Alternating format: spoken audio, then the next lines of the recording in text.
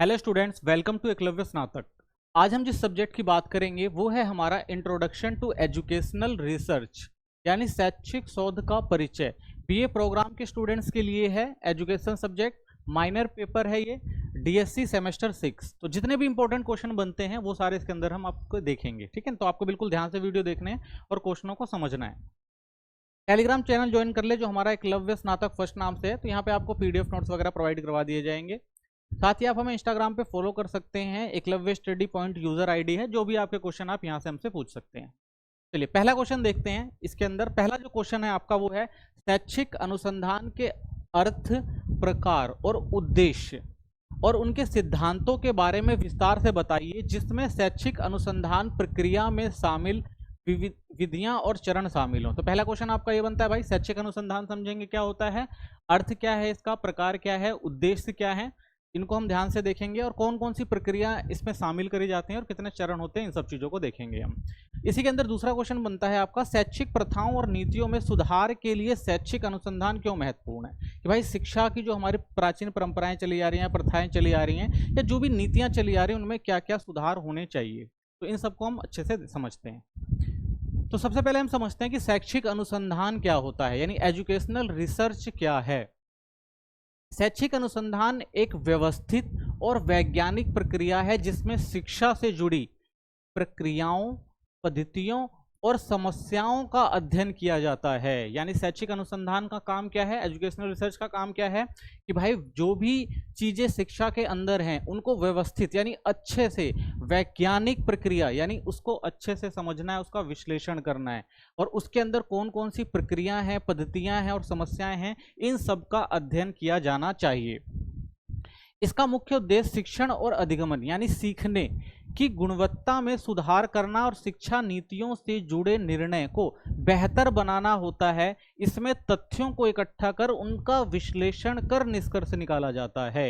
यानी अगर हम देखें तो शैक्षिक अनुसंधान का काम क्या है, शैक्षिक अनुसंधान का काम है कि भाई जो भी शैक्षिक नीतियां बनाई जा रही हैं उनको अच्छे से समझना, व्यवस्थित करना और उसको देखना कि भाई ये कहाँ तक सही है, ताकि बच्चे ज़्यादा से अच्छे से सीख सके, चीज़ों को समझ सके। तो इस तरह से जो हमारा शैक्षिक प्रक्रियाएं हैं या पद्धतियां हैं या उसके अंदर जो भी समस्याएं हैं उनको अच्छे से क्या करना है, अध्ययन करना है और इन सब चीज़ों को और कितना बेहतर बनाया जा सके, ये सारा काम कहाँ होता है, आपका शैक्षिक अनुसंधान के अंदर होता है, यानी एजुकेशनल रिसर्च के अंदर होता है। इसमें देखा जाए तो शिक्षा को बहुत अच्छा बनाना होता है और उसके अंदर कौन सी प्रक्रिया शामिल की जा सकती हैं जिससे लोगों को अच्छे से समझ में आए, ठीक है। तो ये सारी चीज़ें जो होती हैं अच्छे से समझाने के लिए जो एक सिस्टम बनाया गया है, शैक्षणिक अनुसंधान बनाए गए हैं जहां पर ये सारी चीजें होती हैं। यानी जो भी शिक्षा से संबंधित नीतियां हैं, क्या सुधार किया जाना चाहिए, कैसे शिक्षा को और बेहतर बनाया जा सकता है, ये सारी चीजें को काम जो किसके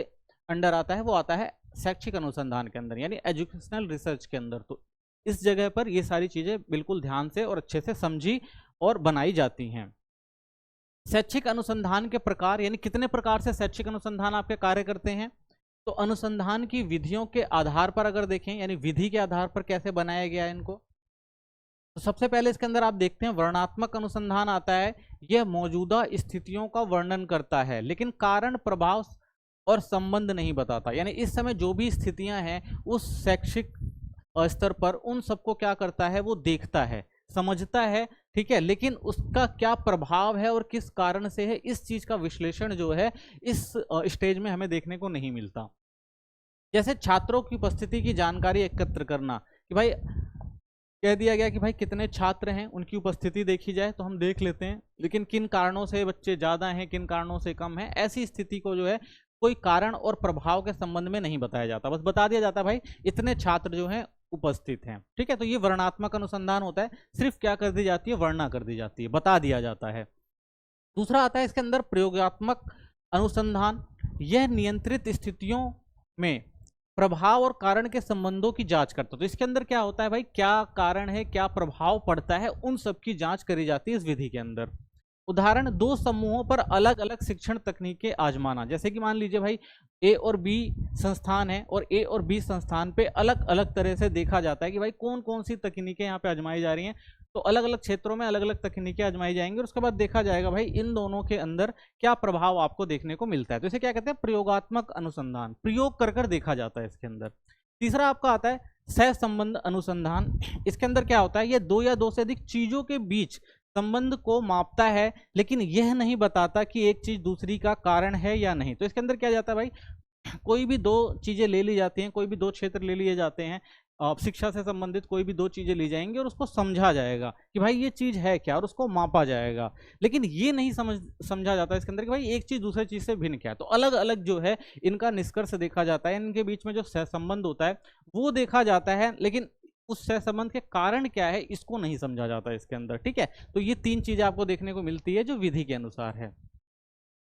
फिर आता है आपका उद्देश्य के आधार पर मूलभूत अनुसंधान। पहला आता है आपका उद्देश्य, यानी किस उद्देश्य से जो है ये रिसर्च करी जाती है। तो यह नया ज्ञान प्राप्त करने के लिए किया जाता है जिसका तुरंत कोई व्यावहारिक उपयोग नहीं होता। तो मूलभूत अनुसंधान किस लिए होता है भाई, इसका उद्देश्य क्या होता है एजुकेशनल रिसर्च का, भाई इसलिए किया जाता है ताकि नई चीजों को सीखा जा सके, नया ज्ञान जो है वो लाया जा सके और व्यावहारिक तौर पर क्या किया जा सके, इसको लागू किया जा सके। तो इसको समझना पड़ता है पहले। ठीक है, तो क्या करना पड़ेगा, पहले ज्ञान प्राप्त करने के लिए इसको समझना पड़ेगा। ठीक है ना, उसके व्यवहार को समझना पड़ेगा, उपयोग करना पड़ेगा, उसके बाद ही उस चीज को क्या किया जा सकता है, लागू किया जा सकता है। व्यवहारिक अनुसंधान आता है इसी के अंदर दूसरा, ये किसी विशेष समस्या का समाधान खोजने के लिए किया जाता है, जैसे कि पाठ्यक्रम में सुधार। तो इसके अंदर क्या किया जाएगा भाई, इसके अंदर सबसे पहले समस्या का समाधान निकाला जाएगा और सोचा जाएगा कि भाई पाठ्यक्रम में क्या सुधार किए जा सके, कौन सी नई नीतियां अपनाई जा सकें और पाठ्यक्रम में कौन सी नई चीजें डाली जा सके जिससे बच्चों को जो हो वो ज्यादा फायदा हो। ठीक है, जैसे अगर आप देखते हैं जो न्यू एजुकेशन पॉलिसी आई थी तो उसके अंदर भी बहुत सारे सुधार किए गए थे और मेन कारण यही था कि भाई बच्चों को बहुत सारे सब्जेक्ट जो हैं, अलग अलग सब्जेक्ट जो उनकी रुचि है उनको वो क्या कर सके, पढ़ सकें। क्रियात्मक अनुसंधान, यह शिक्षकों को प्रैक्टिशनर्स द्वारा अपने विद्यालय या कक्षा की समस्याओं को हल करने के लिए किया जाता है। तो अगला आता है क्रियात्मक, यानी किया जाता है। इसके अंदर क्या किया जाता है कि भाई जो भी शिक्षक हैं या जो भी प्रैक्टिशनर यानी जो पढ़ा रहे हैं बच्चों को, विद्यालयों के अंदर जो भी समस्याएं हैं वो क्या करें, अपने बिहाफ से उस समस्या को हल करने का प्रयास करें। तो इसे क्या कहा जाता है, क्रियात्मक अनुसंधान किया जाता है। शैक्षिक अनुसंधान का उद्देश्य क्या होता है, तो ये हमने समझा पहले कि भाई कि शैक्षिक अनुसंधान की विधियां क्या होती हैं, प्रकार क्या होते हैं। अब समझते हैं कि इसका उद्देश्य क्या होता है। तो देखिए, प्रभावी शिक्षण विधियों को विकसित करना सबसे पहला क्या इसका काम है कि भाई हमारे देश के अंदर जो शिक्षण विधियां हैं उनको अच्छे से विकसित किया जा सके, नई शिक्षा नीतियां लाई जा सकें ताकि ज़्यादा से ज़्यादा बच्चों को क्या हो सके, फायदा हो सके। शिक्षा नीति बनाने में मदद करती है, यानी हमारे यहाँ जो भी एजुकेशन पॉलिसी आती है, शिक्षा की नीति आती है, तो हम क्या करते हैं, सबसे पहले रिसर्च में देखते हैं कि भाई किन किन चीज़ों पे बात बनी थी, सहमति बनी थी, कौन सी चीज़ जरूरी है, उसके आधार पर ही क्या बनाई जाती है, शिक्षा नीतियाँ बनाई जाती हैं। विभिन्न प्रकार के छात्रों की जरूरतों को समझना कि भाई छात्रों के अलग अलग प्रकार होते हैं, किसी की किसी और चीज़ में रुचि होती है, किसी की दूसरे चीज़ में रुचि होती है, कोई अलग ढंग से पढ़ना चाहता है या कोई जो होता है भाई फिजिकली उस तरह का नहीं होता, तो उनके लिए अलग नीतियां बनाना। तो विभिन्न छात्रों के जरूरतों के अनुसार क्या है, समझा जाता है इस रिसर्च के अंदर कि क्या शिक्षा में सुधार किए जा सकते हैं। शैक्षिक कार्यक्रमों की प्रभावशाली का मूल्यांकन करना, ठीक है ना, तो शिक्षक कार्यक्रम जो भी बनाए जाते हैं उन कार्यक्रमों की क्या प्रभावशीलता हो, क्या प्रभावशीलता यानी जो शिक्षण कार्यक्रम चल रहे हैं उससे क्या फायदा हो रहा है, कितना फायदा नहीं हो रहा है, इन सब चीजों का क्या किया जाता है, मूल्यांकन किया जाता है इस रिसर्च के अंदर। शिक्षकों के व्यावसायिक विकास में सहयोग करना कि भाई ज़्यादा से ज़्यादा शिक्षक जो हों इस फील्ड में आए और उनका व्यावसायिक विकास हो सके और वो लोग भी क्या हों, अच्छे जो है अच्छा अपना जो वो चला सकें, काम चला सकें, ठीक है ना, आर्थिक रूप से उनको भी लाभ हो। तो शिक्षकों को व्यावसायिक विकास में सहयोग करता है कि भाई बच्चों को अच्छे से समझ सकेंगे, चीज़ों को जान सकेंगे, तो भाई उनका भी क्या होगा, स्तर बढ़ेगा और क्या होगा, हो सकता है भाई उनको जो है आर्थिक रूप से इसका लाभ भी हो। तो इसलिए शिक्षकों के व्यावसायिक विकास में भी जो है ये रिसर्च जो होते हैं, शैक्षिक अनुसंधान होते हैं, वो महत्वपूर्ण होते हैं, क्योंकि इससे शिक्षकों को भी नई चीज़ों की जानकारी प्राप्त होती है, वो नई चीज़ें सीखते हैं, बच्चों को ज़्यादा इन्वॉल्व कर पाते हैं, तो इससे उनका भी फायदा होता है, उनका भी विकास होता है। शिक्षा के सिद्धांतों और ज्ञान को आगे बढ़ाना, तो शिक्षा का जो सिद्धांत है भाई, जो नए सिद्धांत आए हैं या पुराने सिद्धांत हैं या जो भी ज्ञान है उन सबको एक साथ इकट्ठा करके आगे बढ़ाने का काम किया जाता है इसमें। डेटा पर आधारित निर्णय लेने में सहायता करता है। तो भाई इसमें क्योंकि ये रिसर्च है तो रिसर्च के अंदर क्या होता है, एक पूरा डेटा तैयार किया जाता है कि किन चीज़ों में सुधार की जरूरत है, क्या चीज़ सही काम कर रही है, क्या चीज़ गलत काम कर रही है। तो ये पूरा एक डाटा इकट्ठा किया जाता है और इस डेटा से क्या फायदा होता है कि भाई निर्णय लेना होता है कि किस क्षेत्र में बदलाव की जरूरत है। ठीक है, तो ये मेन उद्देश्य होता है शैक्षिक अनुसंधान का। शैक्षिक अनुसंधान के सिद्धांत क्या होते हैं, क्या सिद्धांत काम करते हैं इसके अंदर? निष्पक्षता बहुत जरूरी है, अनुसंधान बिना पक्षपात के होना चाहिए कि भाई जो भी शैक्षिक अनुसंधान कर रहा है, शिक्षा के बारे में जानकारी इकट्ठा कर रहा है, उसके लिए सभी पक्ष एक जैसे होने चाहिए और उसको निष्पक्षता है वो अनुसंधान करना चाहिए और सबको उसके हर चीज हर पहलू को जान के उसके अंदर समावेश करना चाहिए उसका। वैधता और विश्वसनीयता होनी चाहिए, अनुसंधान वही मापे जो वह मापना चाहता है और हर बार एक जैसा परिणाम दे। तो भाई बिल्कुल सही से समझना है अनुसंधान को, अच्छे से देखता है वो, ठीक है, सही मापता है और हर बार जो होता है ऐसा नहीं कि भाई कि परिणाम जो है अलग है, यानी आपने एक बार एजुकेशन जो रिसर्च किया, शैक्षिक अनुसंधान किया, उसका परिणाम कुछ और आ रहा है, दूसरे का कुछ और आ रहा है, यानी हर चीज को आपको लेकर चलना होगा बिल्कुल सही से एक पैमाने पर। नैतिकता जरूरी होती है, प्रतिभागियों के अधिकारों की सुरक्षा होनी चाहिए। तो भाई जो भी इसमें प्रतिभागी हैं, ठीक है, वो जो भी काम कर रहे हैं, जो भी रिसर्च कर रहे हैं, तो उनमें क्या उनको एक सुरक्षित माहौल मिलना चाहिए कि भाई वो इन सब चीज़ों को अच्छे से कर सकें।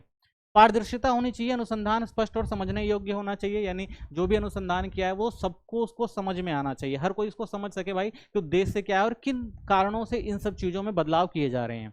आलोचनात्मक सोच होनी चाहिए, हर बात को तार्किक तरीके से जांचना होता है। ठीक है, तार्किक मतलब क्या होता है भाई, कोई भी अगर चीज नीति या कोई भी पॉलिसी लेकर आनी है तो सबसे पहले क्या करना पड़ेगा भाई, उसको तर्क के आधार पर देखना पड़ेगा भाई ये चीज सही है या गलत है, इससे बाद में किसी को नुकसान ना हो जाए, ठीक है ना, या कोई बाद में क्या हो जाए कि कोई इसकी आलोचना बाद में ना करे या इसमें कोई समस्या ना आ जाए। तो इसलिए क्या करते हैं, उसका आलोचनात्मक सोच, यानी पहले से ही तर्क वितर्क कर लिया जाता है कि भाई ये चीज सही है या गलत है। ठीक है, तो पहले से समझ लिया जाएगा, तो बाद में अगर कोई आलोचना करता भी है तो भाई बताया जाएगा कि किस वजह से इसको हमने लागू किया है, किस वजह से इसको हमने रिसर्च में डाला है। ठीक है, तो ये चीज समझना भी जरूरी है।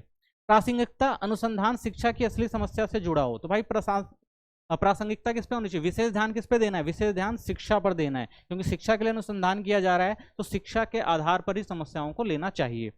समग्र दृष्टिकोण होना चाहिए, सांस्कृतिक, आर्थिक और मनोवैज्ञानिक पहलुओं को भी ध्यान में रखें। ठीक है, क्योंकि भाई ये शिक्षा जो है समाज में हर तबके के लिए इंपॉर्टेंट होती है, तो इसलिए इसका जो दृष्टिकोण होना समग्र होना चाहिए, यानी हर क्षेत्र में ध्यान रखना चाहिए, वो चाहे वो सांस्कृतिक तौर पर हो, चाहे वो आर्थिक तौर पर हो, चाहे मनोवैज्ञानिक पहलुओं को ध्यान में रखना। तो हर चीज पे क्या दिया जाएगा, ध्यान दिया जाता है, किस पे, जब अनुसंधान किया जाता है, शैक्षणिक अनुसंधान किए जाते हैं। शैक्षिक अनुसंधान की प्रक्रिया के चरण, यानी कौन कौन सी प्रक्रिया होती हैं, कैसे हम जो है शैक्षिक अनुसंधान कर सकते हैं।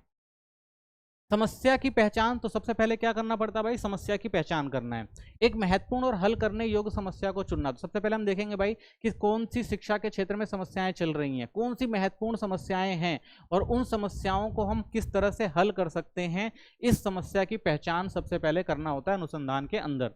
फिर दूसरा क्या होता है, परिकल्पना बनाना, अनुमान या संभावित उत्तर तय करना। तो उसके बाद हम देखेंगे भाई, अनुमान लगाएंगे, कोई भी काम करने से पहले अनुमान लगाया जाता है ना भाई कि किस किस क्षेत्र में काम करना है, कितना काम करना है, इससे क्या फायदा होगा, कितना टाइम लगेगा, तो ये सारी चीजें क्या करना, परिकल्पना करना पहले से ही। विधि का चयन करना, अनुसंधान के लिए उपयुक्त विधि, पहले विधि देखना पड़ेगा, जैसे हमने देखी थी विधि कि भाई किस विधि से, किस तरह से हम इसको, किस क्षेत्र में हमें ये काम करना है, तो पहले विधि चुनना कि कौन सी विधि से इसको किया जा सकता है। तो विधि हमने देखी थी, आप ऊपर देख सकते हैं।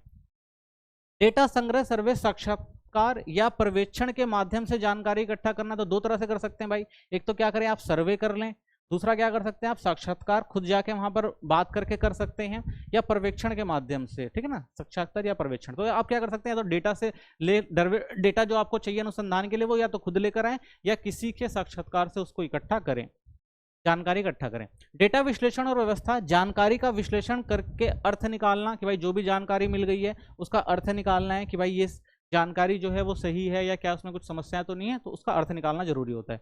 फिर रिपोर्ट बनाना, निष्कर्ष और सुझावों के लिखित में प्रस्तुत करना। तो उसके बाद जब आप रिपोर्ट बनाएंगे तो उसमें सुझाव देंगे, सबसे पहले तो निष्कर्ष निकालेंगे भाई डेटा का क्या निष्कर्ष निकलता है और फिर उस डेटा में क्या सुधार किए जा सकते हैं या क्या कमियां हैं, वो सारे सुझाव जो आप लिखित रूप में प्रस्तुत कर सकते हैं। आगे देखते हैं शैक्षिक अनुसंधान की विधियां, कौन कौन सी विधियां होती हैं। तो भाई 3 विधियां इंपॉर्टेंट दी गई हैं इसके अंदर। एक तो सर्वेक्षण प्रश्नावली होती है, एक जैसे सवालों के जरिए जानकारी इकट्ठा कर सकते हैं भाई कि एक बारी सवाल बना ले और सबसे वो सवाल पूछ के और क्या करें, जो भी सर्वेक्षण किया प्रश्नावली बनाइए, वो सबसे जानकारी ले लें और उसके बाद फिर अपना एक निष्कर्ष बना लें। साक्षात्कार कर सकते हैं आप, गहराई से जानकारी के लिए बातचीत कर सकते हैं, ठीक ना। मान लीजिए सर्वेक्षण से तो आप क्या कर सकते हैं, आपने प्रश्नावली बनाई है तो आप सिर्फ कुछ क्वेश्चन पूछेंगे, ठीक है। लेकिन अगर आपको उन क्वेश्चनों का और अच्छे से जवाब चाहिए तो आपको क्या करना पड़ेगा भाई, साक्षात्कार इंटरव्यू लेना पड़ेगा, यानी आपको उस बंदे से बात करनी पड़ेगी कि समस्याएं क्या है, उस समस्याओं को बिल्कुल अच्छे से समझना पड़ेगा, जानना पड़ेगा। दूसरा ये है विधि। तीसरा जो होता है आपका पर्यवेक्षण, व्यवहार या घटनाओं को प्रत्यक्ष रूप से देखना, ठीक है। पर्यवेक्षण कर सकते हैं आप, क्या कर सकते हैं भाई, जो भी घटनाएं हैं उन घटनाओं को प्रत्यक्ष रूप से देख सकते हैं, जाके समझ सकते हैं और उसके बाद कोई निष्कर्ष निकाल सकते हैं, ठीक है। तो शैक्षणिक अनुसंधान की ये कुछ विधियां हैं छोटे तौर पर।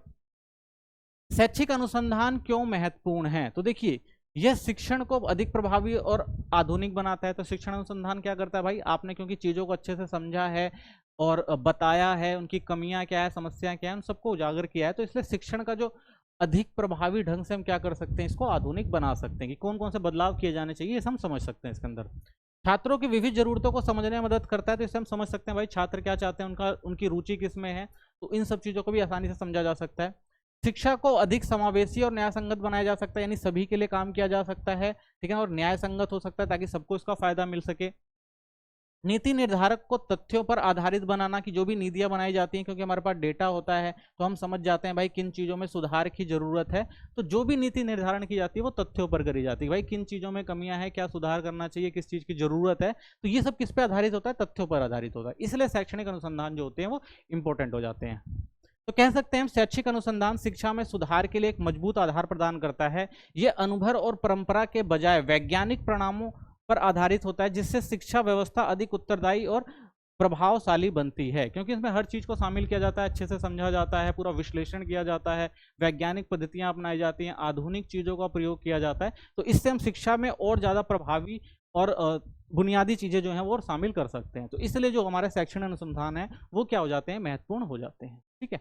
चलिए नेक्स्ट क्वेश्चन देखते हैं। अगला क्वेश्चन है आपका, शैक्षिक अनुसंधान में नैतिकता और संदर्भीकरण का क्या महत्व है, इन दोनों अवधारणाओं की प्रमुख बातों की व्याख्या कीजिए और यह स्पष्ट कीजिए कि वे अनुसंधान की गुणवत्ता और प्रासंगिकता को कैसे प्रभावित करते हैं, ठीक है। तो इसमें दो वर्ड आते हैं महत्वपूर्ण, और एक शैक्षिक अनुसंधान में नैतिकता और दूसरा आता है संदर्भीकरण, ठीक है ना। तो ये इंपॉर्टेंट कुछ चीजें हैं, इनको आपको बिल्कुल अच्छे से समझना है। चलिए आंसर देखते हैं इसका। शैक्षिक अनुसंधान में नैतिकता और संदर्भीकरण दोनों ही अत्यंत महत्वपूर्ण अवधारणाएं हैं, जो अनुसंधान की गुणवत्ता, यानी कि जो भी हम शैक्षिक अनुसंधान कर रहे हैं उसके अंदर अगर हम नैतिकता और संदर्भीकरण को डाल दें तो उससे क्या फायदा होगा भाई, कि जो हमारा अनुसंधान है उसकी गुणवत्ता बढ़ जाएगी, विश्वसनीयता बढ़ जाती है और सामाजिक उपयोगिता जो होती है इसके अंदर सुनिश्चित हो जाती है। तो इसलिए हम जब भी शैक्षिक अनुसंधान करते हैं तो उस अनुसंधान के अंदर नैतिकता और संदर्भीकरण होना बहुत जरूरी होता है। ये दोनों अनुसंधान को ना केवल विधिपूर्वक यानी अच्छे से, बल्कि संवेदनशील, ठीक है ना, यानी सबके लिए और उपयोगी ढंग से संचालित करने में सहायक होते हैं, यानी कि जो भी आप अनुसंधान करने जा रहे हैं शैक्षिक क्षेत्र में उसकी विश्वसनीयता होती है वो बढ़ जाती है, लोग उस पर बात करते हैं और अमल करते हैं। क्यों? क्योंकि उसमें बहुत सारी चीज़ों को शामिल किया जाता है और अच्छे ढंग से शामिल किया जाता है, तो लोग उस चीज़ों को अच्छे से समझते भी हैं। तो शैक्षिक अनुसंधान में नैतिकता और सत्यनिष्ठा समझते हैं क्या होता है। तो सबसे पहले नैतिकता का अर्थ समझते हैं। नैतिकता का अर्थ है अनुसंधान कार्य के दौरान उच्च मानवीय मूल्यों का पालन करना। सत्यनिष्ठा का तात्पर्य है निष्पक्ष, सच्ची और भरोसेमंद जानकारी प्रस्तुत करना, ठीक है। तो ये दो शब्द जो आपके लिए इंपॉर्टेंट हो जाते हैं। सबसे पहले क्या, उच्च मानवीय मूल्यों का पालन करना, यानी जो भी मानवीय मूल्य यानी जो भी इंसान की नैतिक जरूरत है, ठीक है, या जो नैतिक तौर पर जो चीजें जरूरी होती हैं उनको अच्छे से शामिल किया जाना चाहिए, ठीक है। और जब हम इस अनुसंधान को देखते हैं तो उसके अंदर सत्यनिष्ठा का होना बहुत जरूरी है। सत्यनिष्ठा मतलब क्या भाई, जो भी रिसर्च करी जाएगी वो क्या होनी चाहिए, निष्पक्ष होनी चाहिए, सच्ची होनी चाहिए और भरोसेमंद होनी चाहिए, ठीक है। तभी जो है हम कह सकते हैं कि एक अच्छा अनुसंधान हुआ है और वो क्या है, वो नैतिक और सत्यनिष्ठ है, ठीक है। तभी हम उस पर भरोसा कर सकते हैं कि भाई ये सबके लिए किया गया है, सबको इससे फायदा होगा, ठीक है ना। तो इसीलिए कह सकते हैं हम कि ये दो चीजें होना बहुत जरूरी है किसके अंदर, शैक्षिक अनुसंधान के अंदर। तो सबसे पहले देखते हैं इसमें सूचित सहमति होनी चाहिए, यानी प्रतिभागों को अनुसंधान की पूरी जानकारी देकर उनकी स्वेच्छा से भागीदारी सुनिश्चित करना। यानी जो भी प्रतिभागी होंगे तो सबसे पहले भाई अनुसंधान की उन्हें जानकारी देना होगा कि भाई आप स्वेच्छा से इसमें भागीदारी लें और हमारा क्या दें, साथ दें। गोपनीयता और निजता का ध्यान रखना चाहिए। प्रतिभागों की पहचान और जानकारी को गुप्त रखना चाहिए जब तक कि उनकी अनुमति ना हो। मान लीजिए भाई बहुत सारी ऐसी समस्याएं होती हैं जिन समस्याओं को लोग उजागर करते हैं, बाद में उनको परेशानी होती है। तो अगर कोई चाहता है कि भाई कि जो सुधार करने की बात कर रहे हैं, जो समस्याएं चल रही हैं इस संस्थान के अंदर या किसी भी चीज के अंदर, उसमें हम आपको बता तो देंगे, लेकिन हमारी जानकारी क्या होनी चाहिए, गुप्त होनी चाहिए, ताकि बाद में हमको कोई समस्या ना आए। तो इसलिए भाई अगर कोई कहता है कि ये जानकारी आपको क्या करनी है, उसकी पहचान को उजागर नहीं होने देना है, तो उसकी पहचान को क्या करना पड़ेगा आपको भाई, नहीं बताना है किसी को, ठीक है ना। तो वही क्या होती है, विश्वसनीयता होती है। भ्रमित ना करना, प्रतिभागियों को जानबूझकर गुमराह ना करना, और यदि ऐसा करना अनिवार्य है तो बाद में स्पष्ट जानकारी देना। तो भाई कोई भी काम होता है तो जो भी प्रतिभागी हैं जिनसे आप जानकारियां इकट्ठा कर रहे हैं तो उनको भाई गुमराह ना करें, ठीक है ना। गुमराह ना करने का मतलब ये है कि भाई आप उनके मन में कोई ऐसी चीज डाल दें कि वो कोई गलत चीज बोल दें, यानी जो चीज सही नहीं है उसको भी गलत बोल दें, तो उनको गुमराह नहीं करना चाहिए। टू द पॉइंट बात रखनी चाहिए और उनसे स्पष्ट जानकारी लेनी चाहिए, ठीक है ना। कोई भ्रमित करने वाली जानकारी नहीं लेनी चाहिए उनसे। हानि से बचाव, प्रतिभागियों को मानसिक या शारीरिक क्षति से बचाना और उन्हें अनुसंधान से हटने की स्वतंत्रता देना, ठीक है। अगर आप अनुसंधान कर रहे हैं, आपके साथ वो अनुसंधान में शामिल है, लेकिन उनको भविष्य में लगता है भाई कि वो मानसिक रूप से थोड़ा परेशान है या शारीरिक रूप से उनको कोई समस्या आ रही है, तो क्या कर सकते हैं भाई, आपको क्या देना चाहिए, उस अनुसंधान के अंदर उन्हें स्वतंत्रता देनी चाहिए कि आप वहां से अलग हो सकते हैं, ठीक है ना। स्वतंत्र हैं, आप चाहें तो बने रहें, नहीं तो अलग हो जाए, ठीक है। तो हानि से बचाव बहुत जरूरी है। डेटा की सत्यनिष्ठा, सभी आंकड़ों और निष्कर्षों को ईमानदारी से प्रस्तुत करना बिना किसी हेरफेर के। तो भाई जो भी आप अनुष्ठान कर रहे हैं, ठीक है, उन सभी आंकड़ों को बिल्कुल अच्छे से आपको व्यवस्थित करना है और ईमानदारी से उसका निष्कर्ष निकालना है, उसमें कुछ गलत चीजें नहीं डालनी है, ठीक है, तभी उसकी विश्वसनीयता जो है वो बनी रहती है।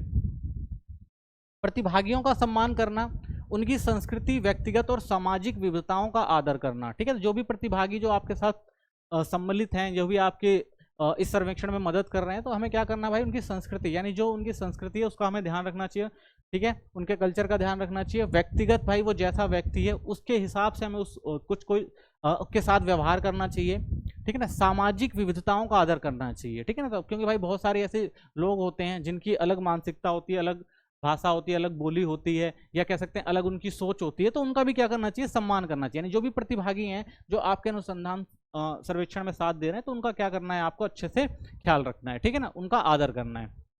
हितों के टकराव से बचना चाहिए, किसी भी पूर्वाग्रह को उजागर करना जो निष्पक्षता को प्रभावित कर सकता है। तो भाई हितों का टकराव नहीं होना चाहिए। आप ऐसी बात ना करें अनुसंधान के दौरान कि भाई जिससे क्या हो कि किसी के अहम को चोट पहुंचे, या उसको क्या हो भाई ऐसा लगे कि आप क्या कर रहे हैं, उसके साथ भेदभाव करने की कोशिश कर रहे हैं, या उसके पुरानी जो कोई ऐसी चीज है जिसको वो गलत समझता है, आप उसको उजागर कर देंगे। यानी पुरानी जो सोच है या पुरानी जो चीजें हैं या पुरानी किसी की संस्कृति है, ठीक है ना, उसको उस पर अगर आप कटाच कर देंगे या कोई चीज बोल देंगे, तो हो सकता है उससे क्या हो सकता है, समस्याएं हो सकती हैं। तो इसलिए आपको क्या ध्यान रखना भाई, सब हर चीज का ध्यान रखना है, ठीक है ना। तो निष्पक्षता के साथ काम करना है आपको।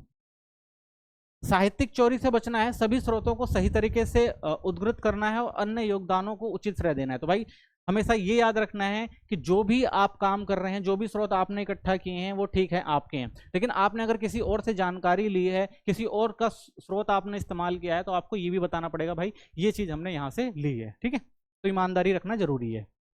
समीक्षा और उत्तरदायित्व, अनुसंधान को समीक्षकों के सामने प्रस्तुत करना और उसकी गुणवत्ता की जिम्मेदारी लेना, ठीक है। तो जो भी आप बनाएंगे अनुसंधान को, तो जो भी लोग हैं जो इसकी समीक्षा करेंगे उनके सामने आप प्रस्तुत करेंगे, और वो जो समीक्षा करेंगे तो आप जो भी आपकी गुणवत्ता है उसकी जिम्मेदारी आपको खुद लेनी पड़ेगी भाई, कि अनुसंधान हमारे द्वारा किया गया है और हमने इस पर पूरी क्या करी है, अच्छे से रिसर्च करी है, और आप क्या कर सकते हैं भाई, इसको देखेंगे और इसकी पूरी गुणवत्ता की जिम्मेदारी जो होगी वो हमारी होगी, ठीक है। तो ये चीज हमें ध्यान में रखनी है। सामाजिक उत्तरदायित्व होता है ऐसा अनुसंधान करना जो शिक्षा और समाज के लिए लाभकारी हो। तो अनुसंधान में हमेशा ये जरूर याद रखना है भाई कि जब आप भी रिसर्च कर रहे हैं शिक्षा के क्षेत्र में, तो आपको शिक्षा और समाज के बारे में अच्छे से सोच समझकर तभी क्या करना है, उस रिसर्च को करना है। यानी वो रिलेटेड होनी चाहिए, समाज से जुड़ी होनी चाहिए, और सामाजिक उत्तरदायित्व आपका होना चाहिए कि भाई आप उसमें सही चीजें शामिल कर रहे हैं, ठीक है। तो ये भी जरूरी है एक शिक्षण अनुसंधान में। शैक्षिक अनुसंधान का संदर्भीकरण, तो दूसरा जो आपका इंपॉर्टेंट टॉपिक इसके अंदर बनता है वो संदर्भीकरण का है, ठीक है। शिक्षा अनुसंधान में संदर्भीकरण क्यों इंपॉर्टेंट हो जाता है, तो देखिए संदर्भीकरण का अर्थ है अनुसंधान को विशेष शैक्षिक, सामाजिक और सांस्कृतिक परिवेश के अनुरूप ढालना, यानी जो भी आप रिसर्च कर रहे हैं उस रिसर्च में आपको क्या करना भाई, विशेष यानी अच्छे जो भी आपके शैक्षिक जो भी चीजें हैं उनको उसके अंदर शामिल करना है। समाज और सांस्कृतिक, यानी जो समाज है वहाँ का जो संस्कृति है उसके आधार पर आपको क्या करना है, उस अनुसंधान को अंजाम देना है, यानी उसके अकॉर्डिंग ही आपको अनुसंधान करना है। आप जिस क्षेत्र में जा रहे हैं उस क्षेत्र के समाज और शिक्षा के आधार पर ही क्या करना पड़ेगा, आपको अनुसंधान करना पड़ेगा। यह अनुसंधान को अधिक प्रासंगिक और व्यवहारिक और उपयोगी बनाता है, ठीक है। तो इससे क्या होगा, ये प्रासंगिक हो, क्योंकि भाई उस क्षेत्र में अगर आप अनुसंधान कर रहे हैं उनकी संस्कृति और उनकी जो भी चीजें उनके आधार पर कर रहे हैं, तो उससे क्या होता है, आपकी विश्वसनीयता जो होती है वो बढ़ जाती है, प्रासंगिकता बढ़ जाती है, व्यवहारिक हो जाती है और उपयोगी भी हो जाती है। क्यों, क्योंकि भाई उस क्षेत्र से रिलेटेड होगा तो वो उपयोगी भी हो जाएगी। संदर्भीकरण की आवश्यकता क्यों होती है, यह सुनिश्चित करता है कि अनुसंधान के निष्कर्ष विभिन्न परिस्थितियों में सार्थक और लागू हो सके। तो भाई संदर्भीकरण क्या करता है कि जो भी आपने चीजें करी हैं वो सब क्या हो, सुनिश्चित हो कि अनुसंधान का निष्कर्ष जो है वो विभिन्न परिस्थितियों में, कोई भी परिस्थितियां हैं वो क्या हो सके, सार्थक हो सके, ठीक है ना, सार्थक हो और क्या हो, वो लागू हो। संदर्भीकरण की इसलिए आवश्यकता पड़ती है। साहित्य समीक्षा का उपयोग संदर्भ को समझने में यह मदद करता है और अध्ययन को सैद्धांतिक पृष्ठभूमि से जोड़ता है। तो भाई संदर्भ को समझने में, यानी किस संदर्भ में चीजों को लिखा गया है, तो इसमें क्या करता है संदर्भीकरण, मदद करता है। और अध्ययन को क्या करता है, सैद्धांतिक, यानी वो चीज कितनी महत्वपूर्ण है सैद्धांतिक रूप में, उसकी क्या पृष्ठभूमि है, उसके अकॉर्डिंग ही क्या होता है, वो उस रिसर्च को सही ठहराता है, ठीक है। तो इसलिए भी संदर्भीकरण क्या हो जाता है, वो जरूरी हो जाता है, ठीक है। तो संदर्भ को समझने में यह मदद करता है और अध्ययन को सैद्धांतिक पृष्ठभूमि से जोड़ता है।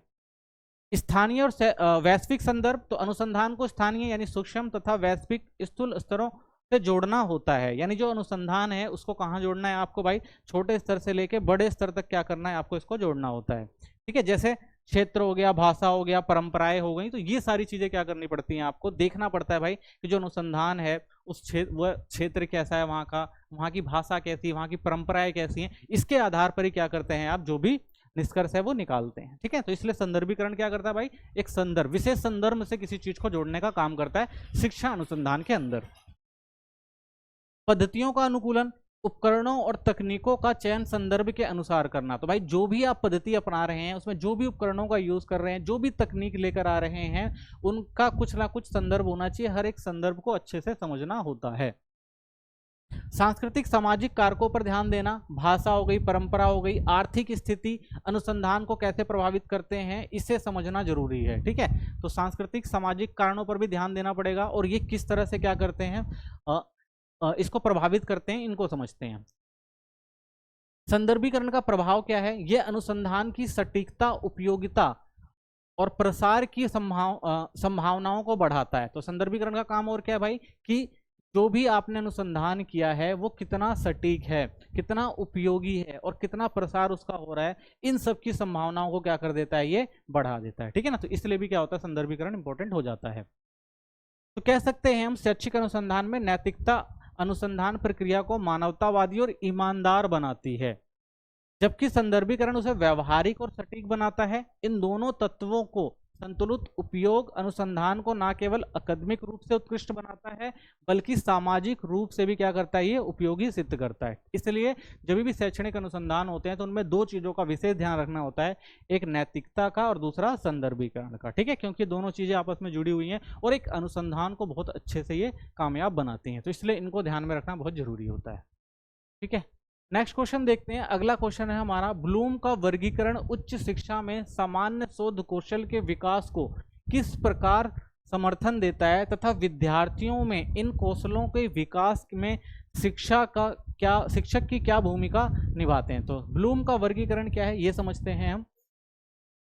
तो देखिए ब्लूम की टैक्सोनॉमी एक संज्ञानात्मक कौशलों की पदानुक्रमात्मक वर्गीकरण, ठीक है ना, पदानुक्रमात्मक वर्गीकरण है, ये प्रणाली है जो उच्च शिक्षा में सामान्य अनुसंधान कौशल के विकास में महत्वपूर्ण भूमिका निभाती है। यह टैक्सोनॉमी विभिन्न संज्ञात्मक स्तरों को दर्शाती है, ठीक है ना। अगर हम ब्लूम की टैक्सोनॉमी की बात करें तो इसका मतलब क्या है कि भाई जो भी हमारी कौशल हैं, यानी जो भी हम शिक्षण अनुसंधान के अंदर जो भी चीजें देखते हैं कि किस तरह से किसी शिक्षा को व्यवस्थित करना चाहिए, तो स्टेप बाय स्टेप जो है कुछ चरणों में ये बताती है जो हमारी ब्लूम टैक्सोनॉमी है कि भाई किस तरह से और ज्यादा उसको अच्छा किया जा सकता है। तो शिक्षा के स्तर को क्या करती है, बढ़ाने का काम करती है और बताती है कैसे स्टेप बाय स्टेप कुछ ऐसी नीतियां बनाई जाएं जिससे हम शिक्षा के स्तर को क्या कर सकते हैं और ज्यादा अच्छा कर सकते हैं। तो ये टैक्सोनॉमी विभिन्न संज्ञात्मक स्तरों की बात करती है, तो हर एक जो संज्ञानात्मक चीजें हैं उनकी बात करती है। इसके अंदर आपके आ जाते हैं जैसे स्मरण, कोई चीज याद कैसे करी जाए, ठीक है ना, समझा कैसे जाए, अनुप्रयोग कैसे किया जाए, उसका उपयोग कैसे किया जाएगा, विश्लेषण कैसे किया जाएगा, कैसे उसकी विशेषताओं को बताया जाएगा, कैसे उसका मूल्यांकन किया जाएगा कि भाई क्या चीज सही है क्या गलत है, कोई नई चीज कैसे बनाई जाएगी। तो इन सब चीजों को क्या करते हैं स्टेप बाय स्टेप हम देखते हैं किसके अंदर, ब्लूम की टैक्सोनॉमी के अंदर, ठीक है। जो सरल से जटिल सोच की ओर बढ़ते हैं, प्रत्येक स्तर अगले के लिए नींव का कार्य करता है। तो शुरुआत कहां से होती है भाई, सरल, और उसके बाद फिर थोड़ा और मुश्किल, थोड़ा और मुश्किल, ऐसे क्या होता है सरल से जटिल, यानी हम क्या करते हैं भाई कि जो चीजें आसान होती हैं उन चीजों को पहले देखते हैं, फिर जैसे धीरे धीरे उस चीज को क्या करते हैं थोड़ा जटिल, थोड़ा मुश्किल बनाते हैं और उसके बाद आगे बढ़ते हैं ताकि क्या कर सके हर चीज को अच्छे से व्यवस्थित किया जा सके। और प्रत्येक स्तर अगले की नींव का कार्य करती है, यानी हर स्टेप जो होता है वो क्या करता है अगले स्टेप को बनाने में मदद करता है और अनुसंधान एवं अधिगमन के एक समग्र दृष्टिकोण का समर्थन करता है। तो भाई अनुसंधान के अंदर आपने क्या सीखा और कैसे उसको विकसित किया, इन सब दृष्टिकोण का क्या करता है वो समर्थन करता है, ठीक है। तो अनुसंधान के संदर्भ में ब्लूम की टैक्सोनॉमी एक संरचना के रूप में कार्य करती है। उदाहरण स्वरूप एक शोधकर्ता किसी जानकारी का मूल्यांकन या संश्लेषण तभी कर सकता है जब वह पहले उसे स्मरण और समझ चुका हो, ठीक है। तो कोई भी अनुसंधान है भाई, कोई काम कर रहा है या कोई भी शोध कर रहा है या किसी चीज पर रिसर्च कर रहा है, तो सबसे पहले जरूरी क्या हो जाता है भाई इसको समझना। तो उसको अगर वो समझ जाएगा उसको अच्छे से, तभी क्या कर सकता है उसका मूल्यांकन कर सकता है और उसी के आधार पर क्या कर सकता है उसकी समझ विकसित कर सकता है और उसको और ज्यादा आगे ले जा सकता है, ठीक है। तो इसीलिए क्या होता है ये जो ब्लूम की टैक्सोनॉमी है ये बहुत ज्यादा उपयोगी हो जाती है किसके अंदर, अनुसंधान के अंदर। कोई छात्र डेटा का विश्लेषण तब नहीं कर सकता जब तक वह मूल सिद्धांतों को ना समझे और सटीक जानकारी ना इकट्ठा कर लें। तो भाई कोई भी डेटा आपको मिला, आपने कोई भी डेटा इकट्ठा किया है तो आप भाई उस डेटा को इकट्ठा तो कर लेंगे, लेकिन अब आपको पुरानी जानकारी नहीं होगी कि भाई पहले क्या था अब क्या है और किस तरह से इसको आगे बढ़ाया जा सकता है, तब तक क्या उस डाटा का आप सही से उपयोग नहीं कर सकते।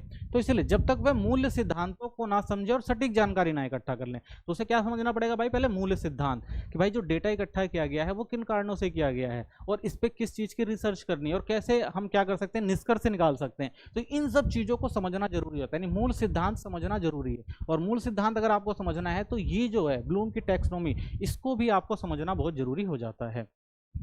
यह क्रमबद्धता विभिन्न सामान्य कौशलों के विकास के साथ मेल खाती है, जैसे आलोचनात्मक सोच, ठीक है, और समस्या का समाधान, सृजनात्मक और विश्लेषणात्मक क्षमता जो उच्च गुणवत्ता वाले अनुसंधान के लिए आवश्यक है। तो जब भी आप कोई भी अनुसंधान कर रहे हैं, किसी के लिए रिसर्च कर रहे हैं, तो क्या वो रिसर्च जो होगी वो बिल्कुल सही होगी, यानी आपने तो रिसर्च कर दी तो आप क्या कहेंगे भाई बिल्कुल सही रिसर्च है, इस पर कोई समस्या नहीं है, नहीं, आपको उस रिसर्च से पहले कुछ चीजों पर क्या करना पड़ेगा, उसको आजमाना पड़ेगा, ठीक है ना। उसमें सबसे पहली चीज क्या आएगी, आलोचनात्मक सोच की भाई जो आप रिसर्च कर रहे हैं, जिसके बारे में जानकारी इकट्ठा कर रहे हैं या जो भी चीजें कर रहे हैं, क्या वो बिल्कुल सही है, क्या उसकी आलोचना नहीं करी जाएगी, क्या वो गलत नहीं हो सकता। तो आपको क्या करना पड़ेगा, इसके लिए तैयार रहना पड़ेगा और इसके लिए भी क्या, इस सोच को भी क्या करना पड़ेगा, आपको विकसित करना पड़ेगा कि भाई पहले से आप जो है उस चीज को तैयार करके रखें कि बाद में अगर कोई इस पे बात रखे तो आप उसको समझा सके भाई ये चीज गलत नहीं, ये चीज सही है।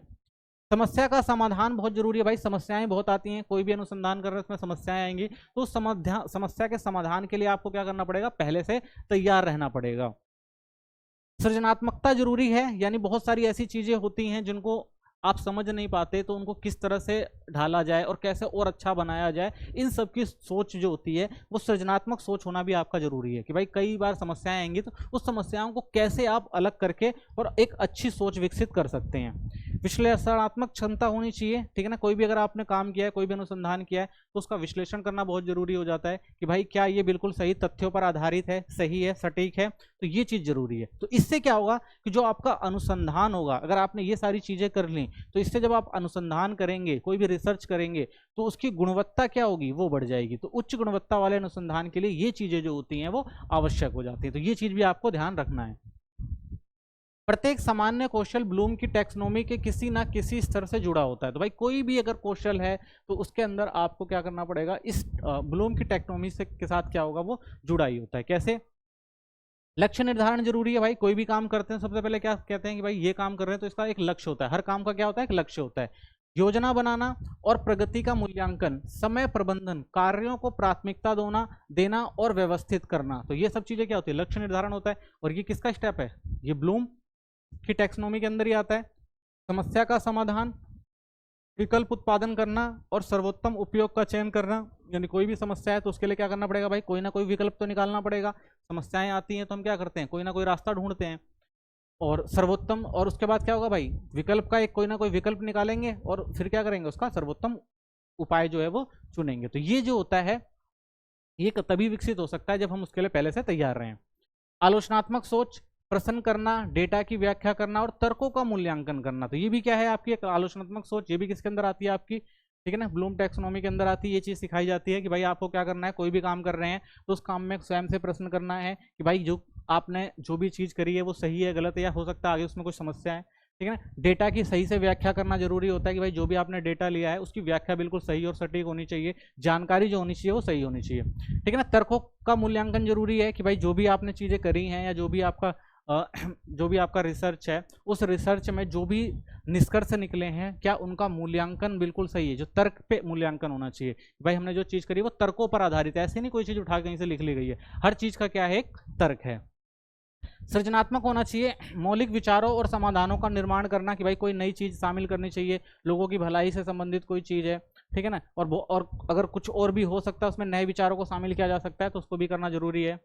विश्लेषणात्मक कौशल होना चाहिए, यानी पैटर्न, संबंध और जानकारी की विविधता का मूल्यांकन, यानी कोई भी चीज बनाई जा रही है उसका पैटर्न क्या है, संबंध क्या है, क्या जानकारी बिल्कुल सही है, तो इन सब चीजों का क्या करना है, वैधता से यानी अच्छे से मूल्यांकन करना है।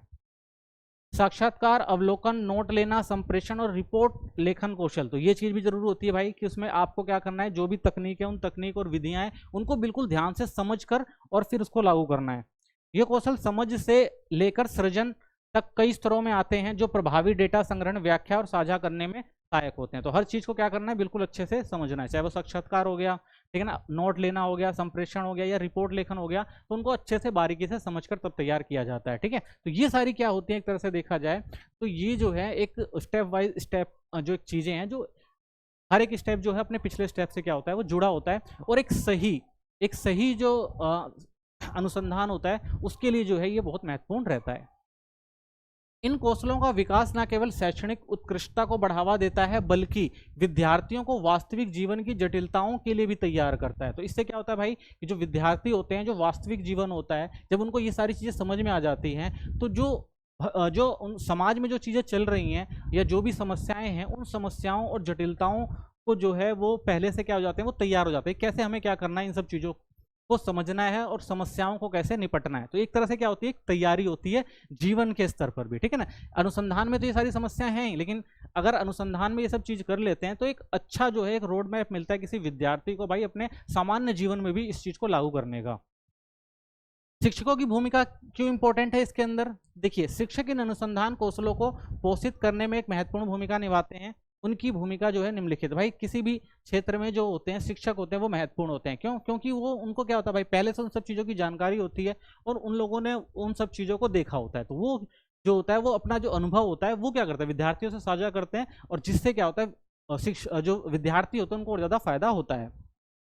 तो मॉडलिंग कौशल, शिक्षक स्वयं आलोचनात्मक सोच, निर्णय निर्माण और संवाद जैसे जीवन कौशलों का प्रदर्शन करके छात्रों को प्रेरित करते हैं, क्योंकि भाई जो शिक्षक होता है उसने बहुत सारे जीवन में अनुभव लिए होते हैं, चाहे वो शिक्षक के तौर पर उसने क्या किया होता है भाई आलोचनात्मक सोच विकसित करी होती है, उसने बहुत सारी चीज़ों में निर्णय निर्माण लिया होता है, बहुत सारी चीज़ों को बनाने में मदद करी होती है, संवाद और जीवन जो कौशल है, तो इन सब में जो एक टीचर होता है या कह सकते हैं शिक्षक होता है, उन सब में वो पहले से क्या होता है वो तैयार रहता है इन सब चीजों के लिए। तो इसलिए जो है कि वो अच्छे से क्या कर सकता है, मार्गदर्शन कर सकता है किनका, छात्रों का। पाठ्यक्रम में एकीकरण किया जा सकता है, वे सामान्य कौशलों को विषय वस्तु से जोड़कर कुशलता पूर्वक पाठ्यक्रम में सम्मिलित करता है। तो भाई शिक्षक क्या करता है कि भाई जो भी सामान्य कौशल है, जो भी इंपॉर्टेंट चीजें हैं जिससे क्या किया जा सके, ज्यादा से ज्यादा बच्चों को सीख दी जा सके, तो उन सबको क्या करते हैं, उन सारे विषय वस्तु को क्या करते हैं, वो पाठ्यक्रम में कुशलता पूर्वक जोड़ते हैं, जिससे क्या होता है पाठ्यक्रम भी अच्छा हो जाता है और बच्चों को जो है भविष्य के लिए शुरू से क्या होता है कौशल जो होते हैं, कौशल कलाएं जो होती हैं वो सीखने को मिल जाती हैं। तो इससे बच्चा जो होता है वो ज्यादा डेवलप्ड होता है। अवसर निर्माण, शिक्षक लक्ष्यों की स्थापना। तो शिक्षक की एक सबसे बड़ी बात ये होती है कि भाई वो अवसर निर्माण करवाता है, किससे, स्टूडेंट से।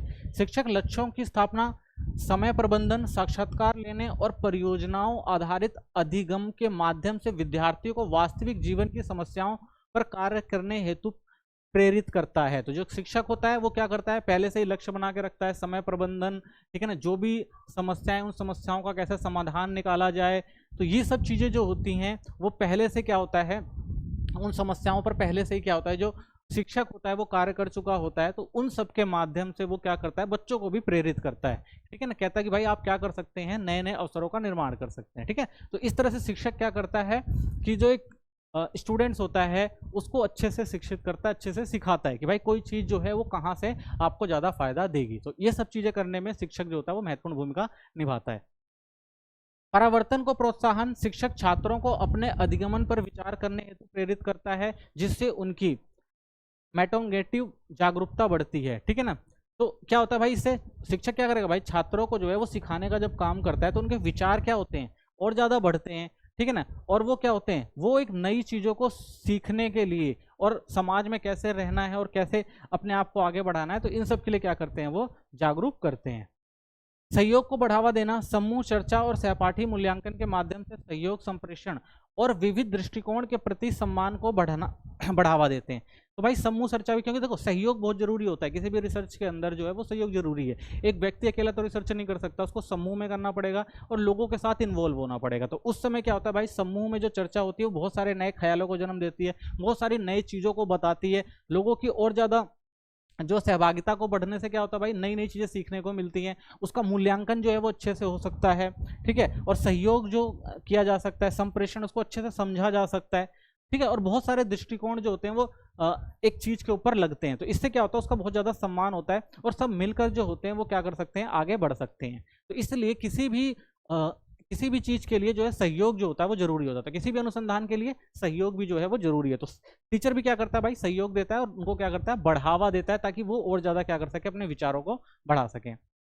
प्रतिक्रिया प्रदान करता है, रचनात्मक प्रतिक्रिया कौशल विकास को बेहतर बनाती है और छात्रों में आत्मविश्वास बढ़ाती है, ठीक है। तो प्रतिक्रिया क्या होगी भाई, अगर आप कोई अच्छा काम कर रहे हैं, कोई रचनात्मक काम कर रहे हैं, तो उससे क्या होता है, आपका कौशल विकास होता है, ठीक है ना। और आपको क्या करता है, वो और ज्यादा बेहतर बनाता है और आपके अंदर क्या करता है, वो आत्मविश्वास बढ़ाता है। तो टीचर क्या करता है भाई, इन सब चीजों को क्या करता है, छात्र के अंदर, स्टूडेंट के अंदर और ज्यादा बढ़ावा देने का काम करता है। इसके अतिरिक्त विविधताओं से भरे कक्षाओं में शिक्षकों को अनुकूलन, समावेशी और सहयोगी होना चाहिए। तो भाई टीचर को क्या होना चाहिए, अपनी क्लास के अंदर अच्छे से बच्चों से बात करना चाहिए, समावेशी होना चाहिए, हर चीज को समझना चाहिए, सहयोग देना चाहिए। उन्हें छात्रों के व्यक्तिगत और शैक्षणिक आवश्यकताओं को क्या करना चाहिए, ध्यान रखना चाहिए। तो बच्चे जो हैं वो भाई व्यक्तिगत तौर पर और शैक्षणिक, यानी एक व्यक्तिगत तौर पर अगर कोई समस्या है या शिक्षा के तौर पर कोई समस्या है, तो टीचर को हमेशा क्या करना चाहिए, योगदान देना चाहिए। और माता पिता व सहयोगियों के साथ मिलकर शिक्षण विधियों को और परिष्कृत करना चाहिए। तो साथ में क्या शिक्षक को क्या चाहिए भाई, वो माता पिता से भी सहयोग ले कि भाई अगर बच्चे को क्या समस्या है और ये हम शिक्षा के स्तर को और कैसे बढ़ा सकते हैं या और कोई नई चीज कैसे विकसित कर सकते हैं। तो इन सब चीजों में भी क्या होना चाहिए, आगे आना चाहिए टीचर्स को। तो कह सकते हैं ब्लूम की टैक्सोनॉमी अनुसंधान कौशलों के अधिग्रहण के लिए संज्ञानात्मक आधार प्रदान करती है, जबकि शिक्षक एक मार्गदर्शक और आदर्श के रूप में कार्य करते हैं, ठीक है। तो ये जो ब्लूम की टैक्सोनॉमी है एक अच्छा आधार है कोई भी रिसर्च या कोई भी चीज सिखाने के लिए। ये स्टेप बाय स्टेप जो भी एक चीज रखी गई है वो बहुत फायदा देती है कोई भी अनुसंधान या कोई भी रिसर्च करने के लिए, और शिक्षक जो होते हैं वो महत्वपूर्ण भूमिका निभाते हैं इसके अंदर। तो ये दोनों मिलकर छात्रों को न केवल शोधकर्ता बल्कि आत्मनिर्भर, नवचारी और जिज्ञासु नागरिक बनाने में सहयोग करते हैं। नेक्स्ट क्वेश्चन देखते हैं। अगला जो हमारा क्वेश्चन है वो है, शोध में नैतिकता और सत्यनिष्ठा क्यों आवश्यक है और शोधकर्ता विभिन्न चरणों और प्रकारों में नैतिक अनुपालन कैसे सुनिश्चित करते हैं।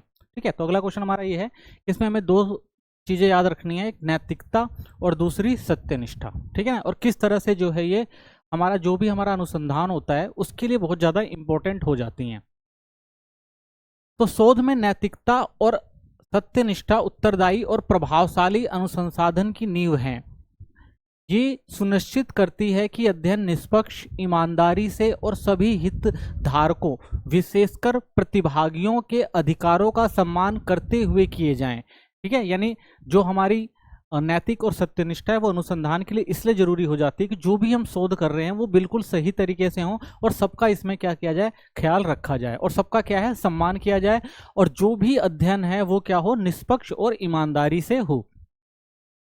नैतिकता शोधकर्ताओं को ऐसे निर्णय लेने में मार्गदर्शन देती है जो मानव गरिमा, कल्याण, सुरक्षा को प्राथमिकता दे, जबकि सत्यनिष्ठ यह सुनिश्चित करती है कि निष्कर्ष सटीक, मौलिक और पारदर्शी ढंग से हो। ठीक है, तो एक क्या रखा जाए भाई, मानव का गरिमा, कल्याण और सुरक्षा को प्राथमिकता दी जाए, और दूसरा क्या किया जाए कि भाई जो भी हमने जो भी अनुसंधान किया है उसका जो निष्कर्ष हो वो क्या हो, सटीक हो, मौलिक हो और पारदर्शी ढंग से हो। तो इस चीज का ध्यान रखा जाता है। इन दोनों का सम्मिलन विज्ञान में सार्वजनिक विश्वास को सुदृढ़ करता है। ठीक है, तो इसका क्या फायदा होता है, इसका फायदा ये होता है कि भाई जो भी सार्वजनिक विश्वास है वो बना रहता है। क्यों? क्योंकि एक तरह से देखा जाए तो ये वैज्ञानिक पद्धति कह सकते हैं, इसके आधार पर इसका विश्लेषण किया जाता है। शोध के दुरुपयोग को भी रोकता है। ठीक है, तो इसका मतलब क्या है कि शोध का जो है वो दुरुपयोग ना हो रहा हो, शोध जो है बिल्कुल सही से हो रहा हो, जिसके लिए किया जाए वो उसके लिए हो, और गलत तरीके से शोध ना किया जा रहा हो। शोध में नैतिकता और सत्यनिष्ठा का महत्व क्या है? नैतिकता का मूल उद्देश्य नैतिक रूप से सही कार्य करना है, जबकि सत्यनिष्ठा प्रक्रिया में ईमानदारी, पारदर्शिता और जवाबदेही को दर्शाता है। इनके बिना शोध हानिकारक हो सकती है क्योंकि समाज को गुमराह कर सकता है और इसकी विश्वसनीयता खो सकती है। यानी अगर सही से शोध नहीं किया गया है, उसमें ईमानदारी, पारदर्शिता और जवाबदेही नहीं है, तो इससे क्या हो सकता है भाई कि जो निष्कर्ष निकाला जाएगा, जो शोध किया जाएगा, उसका गलत इम्पैक्ट समाज पर पड़ेगा, और समाज क्या हो सकता है भाई, गुमराह, उसको गलत चीजें बताई जा सकती हैं और समाज पर इसका क्या होगा, बहुत बेकार असर पड़ेगा, और क्या होगा, धीरे धीरे हर चीज जो है वो विश्वसनीयता भी क्या कर देगी, वो खो देगी। तो इसलिए हमें क्या करना पड़ता है, जब भी शोध होती है तो उस पर नैतिकता जो खुद जरूरी हो जाती है। नैतिक अनुसंधान प्रतिभागियों की रक्षा करता है। तो नैतिक अनुसंधान से क्या होता है भाई, जो भी प्रतिभागी इसमें भाग ले रहे हैं उनकी रक्षा करेगा। जानकारी पूर्ण सहमति, गोपनीयता और स्वैच्छिक भागीदारी द्वारा किया जाता है। ठीक है ना, तो इसमें क्या होगा भाई, जानकारी जो होगी सहमति से होगी, गोपनीयता का ध्यान रखा जाएगा और स्वयं से वो भागीदार होगा, उसके अंदर काम करने के लिए राजी होना चाहिए।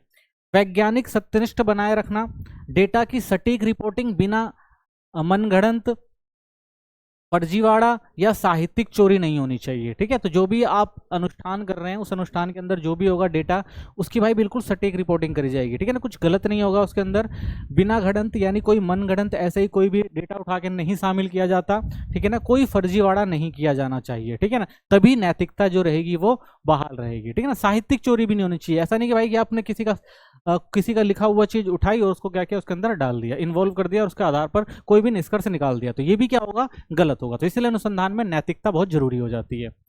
सामाजिक उत्तरदायित्व को बढ़ावा देता है, ऐसे मुद्दों पर काम करता है जो समाज के लिए महत्वपूर्ण हो, ना कि शोषणकारी। ठीक है, तो सामाजिक उत्तरदायित्व होना बहुत जरूरी है। भाई जो भी किया जा रहा है वो समाज के भले से होना चाहिए। ऐसा नहीं कि भाई वो समाज को क्या कर दे, ऐसे चीजें ना बना दे जिससे समाज क्या हो जाए, शोषणकारी हो। ऐसे विषय नहीं होने चाहिए शामिल जिसमें समाज क्या हो, शोषणकारी हो जाए। ठीक है, तो महत्वपूर्ण विषयों को शामिल करना है, लेकिन मुद्दों को बिल्कुल ध्यान से देखना है कि भाई वो समाज के हित में हो। इतिहास में हुए नैतिक उल्लंघन जैसे न्यूरम्बर्ग कोड, वेलमांट रिपोर्ट और भारत में HPV वैक्सीन परीक्षण ने यह दिखाया कि नैतिक चूक कितनी हानिकारक हो सकती है। इन घटनाओं के बाद ICMR, UGC, कोप और GARP जैसे वैश्विक और राष्ट्रीय निर्देशित विकसित किए गए ताकि प्रतिभागियों की सुरक्षा सुनिश्चित की जा सके। यानी कोई भी गलत अनुसंधान, कोई भी गलत चीज जो समाज में फैलेगी या समाज में बताई जाएगी, जिसका कोई बैड इम्पैक्ट हो रहा है, तो उससे क्या होता है, पूरे समाज पर असर होता है। तो इसीलिए भाई ये नैतिक चूक नहीं होनी चाहिए। कोई भी अगर नैतिक चूक होती है, जैसे हमने ये एग्जाम्पल में देखे हैं, तो इससे क्या होता है, इससे भारी नुकसान हो जाता है जनसंख्या को, लोगों के स्वास्थ्य पर, लोगों के मानसिक विकास पर। तो इन सब चीज का क्या होता है, बहुत असर पड़ता है। तो इसीलिए वैश्विक स्तर पर इनसे निपटने के लिए बहुत सारे संस्थान बनाए गए हैं, ठीक है, जैसे ICMR, UGC, कोप और ग्रैप, यानी ऐसे अनुसंधान, ऐसे क्षेत्र हैं ये, या ऐसी संस्थाएं हैं ये जो भी अपने अपने क्षेत्र में अगर किसी चीज का जो है वो गलत तरीके से प्रस्तुत किया जाता है तो ये क्या करती है, उन सब चीजों को देखती हैं, परीक्षण करती हैं और लोगों को बताती हैं कि भाई ये चीज गलत है, ठीक है, ताकि प्रतिभागियों की सुरक्षा सुनिश्चित की जा सके। तो ये सब चीजें जो हैं आजकल आपको समाज में देखने को मिल जाती हैं। शोध के विभिन्न चरणों में नैतिक अनुपालन सुनिश्चित करना। योजना का चरण क्या होना चाहिए, देखिए, सामाजिक रूप से लाभकारी प्रश्न चुने, यानी कभी भी आप कोई भी अनुसंधान कर रहे हैं तो उसमें जो प्रश्न होने चाहिए वो क्या होने चाहिए, सामाजिक रूप से लाभकारी होने चाहिए। मौजूदा शोध का समय साहित्य समीक्षा करें और स्रोतों को श्रेय दें, ठीक है, मान लीजिए आपने भाई बहुत सारे साहित्यों की समीक्षा करी है, बहुत सारी जगहों से आपने चीजें ली हैं, तो आपको क्या करना पड़ेगा भाई, उनको श्रेय देना पड़ेगा कि आपने ये चीजें कहाँ से ली हैं, तो इनको भी आपको बताना जरूरी है ताकि ईमानदारी और सत्यनिष्ठा बनी रहे। जोखिम कम करना और लाभ अधिकतम करने वाली विधियों की योजनाएं बनाएं, यानी जोखिम कम हो ऐसे चीजें करें, भाई जोखिम कम होना चाहिए और लाभ जो होना चाहिए वो ज्यादा होना चाहिए। ऐसा काम ना करें जिससे क्या हो जाए कि फायदा कम और नुकसान ज्यादा हो जाए, तो इनका भी हमें ध्यान रखना चाहिए। तो ऐसी ही विधियों का, यानी ऐसी विधियों का चयन करें जिसमें जोखिम कम हो और लाभ ज्यादा हो। आवश्यक अनुमोदन जैसे नैतिक स्वीकृति, सहमति पत्र प्राप्त करें। तो भाई कोई भी अगर अनुसंधान कर रहे हैं और किसी क्षेत्र में कर रहे हैं तो वो जो भी वहां का जो भी मेन बंदा है या जो भी जिसके लिए आप कर रहे हैं तो उनकी नैतिक स्वीकृति लेना जरूरी है भाई, उनसे पूछना बहुत जरूरी है, सहमति पत्र लेना बहुत जरूरी है ताकि बाद में किसी को उससे समस्या ना हो, ठीक है। शोध निष्पादन जरूरी है। जानकारी पूर्ण सहमति सरल और समझने योग्य भाषा में लें, तो जो भी जानकारी ले रहे हैं उसको ऐसे लें, सरल और समझने वाली लें ताकि लोगों को आसानी से समझ आ सके कि आप आखिर कहना क्या चाहते हैं। प्रतिभागियों की गोपनीयता बनाए रखें, डेटा का गुमनाम और सुरक्षित रखें, ठीक है ना। तो भाई गोपनीयता जरूरी है, अगर कोई कहता है कि आपको इस चीज, जो प्रतिभागी हैं उनकी पहचान उजागर नहीं करनी है तो उनको भी उजागर नहीं करना चाहिए, ठीक है ना। डेटा को ऐसी जगह रखना चाहिए ताकि वो सुरक्षित हो, ठीक है, कोई ज्यादा उसका मिसयूज ना कर सके। स्वैच्छिक भागीदारी और त्याग का अधिकार सुनिश्चित करें, यानी आपकी जो स्वैच्छिक भागीदारी होनी चाहिए भाई कि कोई अगर आपके साथ स्वेच्छा से अगर भागीदार बनना चाहता है, काम करना चाहता है तो उसको आप साथ में रखें, ठीक है। और त्याग का अधिकार भी होना चाहिए, ठीक है ना, तो यानी कि वो भागीदार भी हो, अगर कोई समस्या आती तो त्याग करने को भी तैयार रहे। सांस्कृतिक संवेदनशीलता का सम्मान करें, विशेष रूप से गुणात्मक शोध में। तो भाई कोई भी अगर ऐसी चीज कर रहे हैं, ठीक है ना, कोई भी ऐसा शोध कर रहे हैं, कोई भी गुणात्मक शोध हो रहा है तो हमेशा जो हमारी संस्कृति की संवेदनशीलता है, ठीक है ना, उसका हमेशा ध्यान रखना चाहिए। किसी वर्ग विशेष या किसी संस्कृति विशेष को जो है इससे जो हो ऑब्जेक्शन नहीं होना चाहिए कि भाई आप किसी संस्कृति का या किसी समाज का जो है वो मजाक ना उड़ाएं, ठीक है, या उसकी संवेदनशीलता के खिलाफ ना जाएं ताकि भाई वो उससे क्या हो सकती है, समस्याएं भी आ सकती हैं। तो इस चीज का ध्यान रखना बहुत जरूरी है शोध के अंदर। प्रकाशन और प्रसार अगला स्टेप आता है आपका। तो डेटा को सटीक रूप से रिपोर्ट करें और सीमाओं को स्पष्ट करें। तो भाई जो भी डेटा बनाया है उसको अच्छे से रिपोर्ट करना है आपको, उसकी सीमाओं को बिल्कुल स्पष्ट करना है कि भाई इस डेटा की क्या सीमा है और क्या क्या चीजें हैं इसके अंदर, क्या क्या चीजें बताई गई हैं, वो स्पष्ट रहना चाहिए। सभी योगदानकर्ताओं को उचित श्रेय देना चाहिए। तो भाई जिन्होंने इसमें आपका योगदान दिया है हर किसी को बताना, हर किसी को श्रेय देना जरूरी है कि भाई कि किन किन लोगों ने इस शोध और प्रकाशन में आपकी मदद करी है, तो सबको जो है श्रेय देना जरूरी है। हितों के टकराव और वित्तीय स्रोतों का खुलासा करें। तो भाई जो भी हित हैं, जो भी समस्याएं हैं, उन समस्याओं को सबके सामने रखना चाहिए, ठीक है ना। वित्त यानी आपको कहाँ से जो है वित्तीय स्रोत है, कहाँ से आपको पैसा मिला है, वो सब चीज जो होनी चाहिए बिल्कुल खुली होनी चाहिए। दोहराव प्रकाशनों से बचें और बौद्धिक संपदा अधिकारों का सम्मान करें। तो भाई कई बार क्या होता है कि आप वही दोबारा से जो प्रकाशन हो जाता है उन सब चीज़ों से बचना चाहिए, दोबारा से बार बार किसी चीज़ का प्रकाशन नहीं करना चाहिए, ठीक है ना। तो जो भी आपकी बौद्धिक संपदा है, अधिकार जो भी बौद्धिक संपदा है किसी, यानी जिसने भी योगदान दिया है, तो उसका क्या करना है, आपको सम्मान करना चाहिए, ठीक है ना। शोध विधियों के अनुसार नैतिक विचार। अगर हम शोध विधियों के आधार पर नैतिक विचार की बात करें तो क्या क्या है। सबसे पहले मात्रात्मक शोध होती है जिसमें सांख्यिकीय निष्पक्षता, गोपनीयता और पारदर्शिता पर जोर दिया जाता है, ठीक है।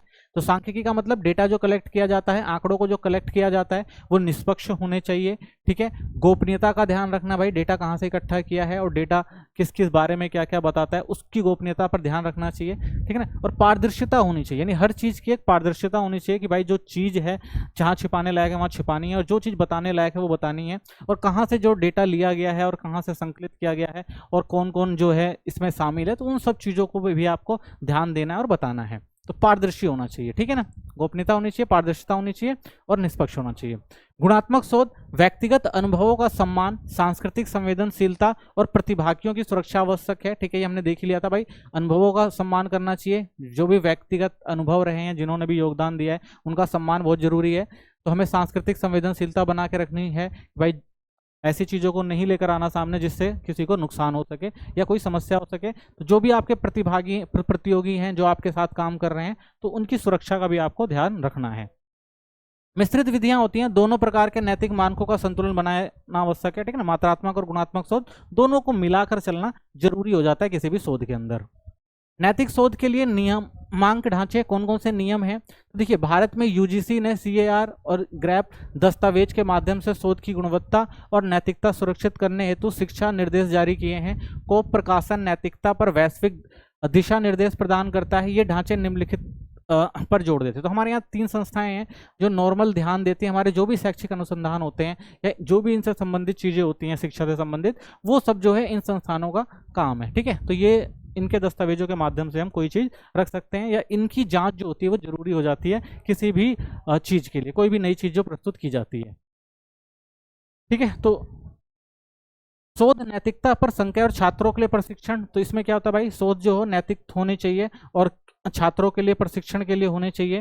शोध विधियों और निष्कर्षों में पारदर्शिता होनी चाहिए, यानी जो भी शोध विधियां हैं उसके निष्कर्ष अच्छे से होने चाहिए और पारदर्शिता होनी चाहिए। ठीक है ना, सब कुछ सही होना चाहिए, उसमें कुछ छुपा हुआ नहीं होना चाहिए। संस्थागत नियंत्रण और निगरानी हेतु जैसी प्रणालियां, तो संस्था भाई क्या कर रही हैं, कुछ गलत तो नहीं किया जा रहा है, पाठ्यक्रम वगैरह सब सही चल रहे हैं, कोई समस्या तो नहीं है, कोई फर्जीवाड़ा तो नहीं कर रहा, तो इन सब की निगरानी भी जो होती है ये करते हैं। ठीक है, तो इसलिए ये जो है इंपॉर्टेंट हो जाते हैं।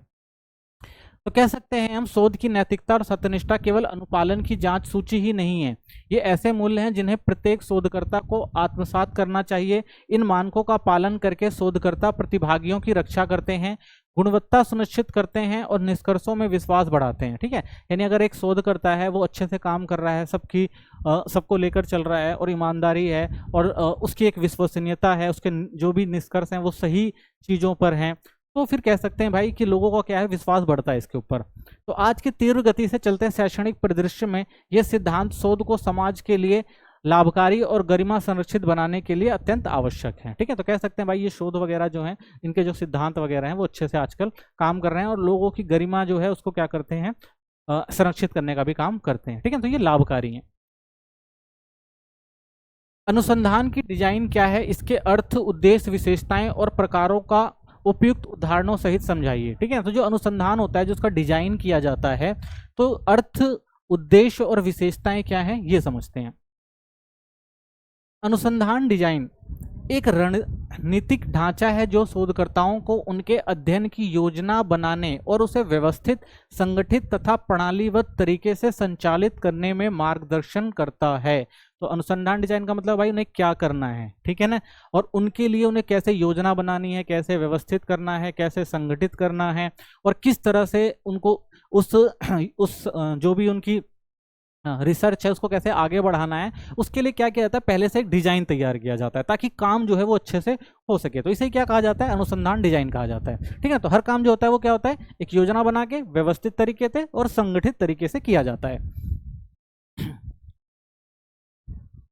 यह एक खाका है यानी ब्लूप्रिंट की तरह होता है जो यह निर्धारित करता है कि डेटा कैसे एकत्रित, मापा और विश्लेषित किया जाएगा। ठीक है, तो उन्होंने क्या किया भाई, एक बना लिया ब्लूप्रिंट कि पहले हम ये करेंगे, फिर ये करेंगे, फिर ये करेंगे। तो इस तरह से यानी कैसे डाटा को एकत्रित करेंगे, उसके बाद फिर दूसरा स्टेप होगा, उसको मापा जाएगा, फिर उसको विश्लेषित किया जाएगा। ठीक है, तो इसे क्या कहते हैं, ब्लूप्रिंट कहते हैं। और ये सब चीजें डिजाइन में पहले से ही सोची जाती है कि भाई जब हम अनुसंधान करेंगे तो इन चीजों को रखेंगे इसके अंदर, ताकि विशिष्ट अनुसंधान प्रश्नों का उत्तर मिल सके कि भाई जो भी वो काम करते जा रहे हैं, यानी जो जो उनको रिसर्च में जो चीज चाहिए वो साथ के साथ क्या कर सके, उसका उत्तर ले सके। ठीक है, पहले से क्वेश्चन होंगे तो उत्तर बनाना जो होता है वो आसान हो जाता है। आसान शब्दों में कहें तो अगर आप पहली बार केक बना रहे हैं तो आप एक रेसिपी का पालन करते हैं। ये रेसिपी भी आपके अनुसंधान डिजाइन जैसे होती है, ये एक सुनिश्चित करती है कि अंतिम परिणाम वैसा ही हो जैसा आप चाहते हैं। तो इसके बिना आपको केक सही नहीं बन पाएगा। ठीक है, तो कोई भी काम करने के लिए क्या होता है भाई, जैसे आपको केक बनाना तो क्या एक रेसिपी को फॉलो करना पड़ता है, वैसे आपको अनुसंधान करना है तो पहले क्या करना पड़ेगा, जिस क्षेत्र में आप अनुसंधान कर रहे हैं तो इसका एक ब्लूप्रिंट बनाना पड़ेगा ना भाई, ताकि जो आपने सोचा है वो हो जाए। ठीक है, तो इसीलिए जो है ब्लूप्रिंट बनाना जरूरी होता है और अनुसंधान का डिजाइन करना जरूरी होता है। अनुसंधान डिजाइन का अर्थ क्या है, तो सरल शब्दों में अनुसंधान डिजाइन एक विस्तृत योजना होती है जो शोधकर्ता को डेटा को एकत्र करने, उसको व्यवस्थित करने और विश्लेषित करने में व्यवस्थित तरीका प्रदान करती है। यह सुनिश्चित करती है कि अनुसंधान के प्रत्येक प्रक्रिया यानी शोध समस्याओं के समाधान की दिशा में प्रभावी रूप से योगदान करें। यानी पहले से ये चीज सुनिश्चित कर ली जाती है कि भाई जब हम इस काम को करेंगे, जब ये अनुसंधान करेंगे, तो उस अनुसंधान के टाइम में हमें क्या क्या समस्याएं आएंगी और उन समस्याओं को हमें कैसे निपटना है। तो ये सब चीजें पहले से तय की जाती हैं ताकि अच्छे से जो है आपका जो शोध है वो कंप्लीट हो सके। सी.आर. कोठारी 2004 के अनुसार अनुसंधान डिजाइन वह वैचारिक ढांचा है जिसके भीतर अनुसंधान संचालित किया जाता है। ठीक है, तो वह डिजाइन है या वैचारिक ढांचा है जिसमें हम जो भी अनुसंधान करते हैं उसमें उसे संचालित यानी पूरा किया जाता है। यह डेटा के संग्रहण, मापन और विश्लेषण के लिए खाका होता है। ठीक है, तो डेटा क्या किया जाएगा, इकट्ठा किया जाएगा, उसको मापा जाएगा और उसको विश्लेषित किया जाएगा। ठीक है, तो ये कौन कहते हैं, सी.आर. कोठारी।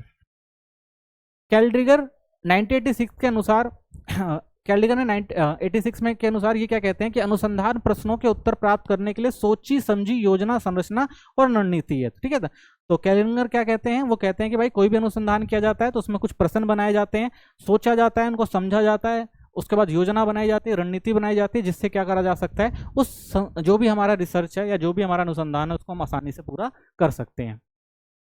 अनुसंधान डिजाइन का उद्देश्य क्या होता है, संरचना प्रदान करना। यह स्पष्ट करता है कि अनुसंधान कैसे आगे बढ़ेगा। ठीक है, तो हमें पहले से पता होता है भाई, एक संरचना मिल जाती है कि कौन कौन से स्टेप्स हमें उठाने हैं। वैधता और विश्वसनीयता को बढ़ावा देता है, यह सुनिश्चित करता है कि प्रयुक्त उपकरण सुसंगत और सटीक हो। ठीक है, तो क्या मकसद है, भाई जो भी हम कदम उठा रहे हैं, जो भी काम कर रहे हैं, वो क्या हो, बिल्कुल सही और सटीक हो, गलत काम ना हो। पूर्वाग्रह को कम करना, अच्छी तरह से नियोजित डिजाइन त्रुटियों और बाहरी प्रभावों को कम करता है। ठीक है, क्योंकि हम पहले से ही कोई काम करते हैं तो हम पहले से अंदाजा लगा लेते हैं भाई कौन कौन सी चीज गलत हो सकती है। तो पूर्वाग्रहों को हम क्या करते हैं, पहले से ही नियोजित कर लेते हैं और जो भी त्रुटियां वगैरह हैं, जो भी समस्या है, उनको हम कम कर सकते हैं। समय और संसाधनों की बचत, अनावश्यक चरणों से बचाता है, क्योंकि हम पहले से तैयार रहेंगे तो जब समय और जो संसाधन है उनकी हम क्या कर सकते हैं, बचत, क्योंकि हम पहले से डिजाइन कर चुके हैं भाई ये काम करना है, तो हम कुछ एक्स्ट्रा नहीं करेंगे जिससे समय की खराब बर्बादी होगी या ज्यादा उस पर क्या होगा, हमें पैसा या संसाधन लगाने पड़ेंगे। परिकल्पना परीक्षण में सहायक, डेटा संग्रह और परीक्षण के लिए स्पष्ट ढांचा प्रदान करते हैं।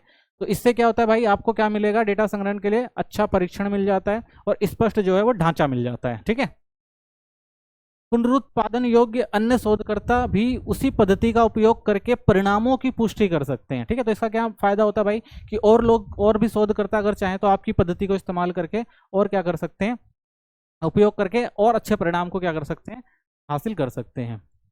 अनुसंधान डिजाइन की विशेषताएं क्या होती हैं, सुस्पष्ट उद्देश्य होता है, अनुसंधान का लक्ष्य स्पष्ट रूप से परिभाषित होना चाहिए। उदाहरण, छात्रों की एकाग्रता पर संगीत का प्रभाव। तो भाई सुस्पष्ट, जो भी आप डिजाइन कर रहे हैं स्पष्ट होना चाहिए भाई किस चीज के लिए कर रहे हैं, भाई छात्रों की एकाग्रता पर संगीत का क्या प्रभाव है ये कर रहे हैं, तो आपको स्पष्ट होना चाहिए भाई इसलिए किया जा रहा है। उपयुक्त कार्य प्रणाली, उपयुक्त विधियां जैसे प्रयोग, साक्षात्कार आदि का चयन करें कि भाई कौन सी विधियां उपयुक्त हैं किस चीज के लिए। कोई भी अनुसंधान की हर विधि अलग होती है, हर अनुसंधान की, तो कौन सी विधि आपके अनुसंधान के लिए ज्यादा अच्छी है तो उसको आपको ध्यान में देना चाहिए। ठीक है ना, तो जैसे साक्षात्कार वगैरह हो गया, तो ये सब चीजें जो है आपको ध्यान में रखनी पड़ेंगी। चर का नियंत्रण, बाहरी प्रभावों को नियंत्रित करके निरंतरता सुनिश्चित करना कि भाई बाहरी प्रभाव नहीं होने चाहिए, पहले से ये समझ लेना चाहिए। ठीक है ना, आपको बाहरी प्रभावों से जो है वो मुक्त होना चाहिए। ठीक है, नियंत्रित नहीं होना चाहिए, तो बाहरी प्रभाव को नियंत्रित करना है आपको और खुद निरंतरता सुरक्षित करनी है। नैतिक विचार, प्रतिभागियों की सहमति और गोपनीयता सुनिश्चित करना होता है भाई कि जो भी प्रतिभागी हैं, जो भी आपके अनुसंधान में आपका साथ दे रहे हैं, तो उनकी जो प्रतिभागिता है उसको क्या रखा जाए, गोपनीय रखा जाए। विश्लेषण और व्याख्या का ढांचा, डेटा को कैसे विश्लेषित किया जाएगा, इसका उद्देश्य। ठीक है ना, तो परीक्षण करना जरूरी है, जैसे परीक्षण हो गया भाई, तो कोई भी विश्लेषण करना है, किसी भी डाटा की व्याख्या करनी है, तो हमें क्या करना पड़ेगा, पहले उसका अच्छे से परीक्षण करना पड़ेगा, उसके बाद ही हमें क्या करना है, उसको उसकी व्याख्या करनी है। सामान्यकरण, परिणामों को व्यापक जनसंख्या पर लागू किया जा सकता है, तो जो भी डेटा होगा उसमें क्या होगा कि व्यापक जनसंख्या पर आप क्या कर सकते हैं, इसको लागू कर सकते हैं। विश्वसनीयता और वैधता, मापन की सुसंगतता और सटीकता सुनिश्चित करना। ठीक है, तो ये भी जरूरी है। व्यवहारिकता और लचीलापन होना चाहिए, व्यवहारिक और आवश्यकता अनुसार परिवर्तनशील। ठीक है, अगर आपको लगता है भाई व्यवहारिक होना चाहिए, सबको साथ में लेके चलने वाला होना चाहिए, और साथ में अगर आवश्यकता लगे भाई उसमें कुछ बदलाव करना है तो बदलाव भी किया जा सके, ये भी ध्यान में रखना चाहिए।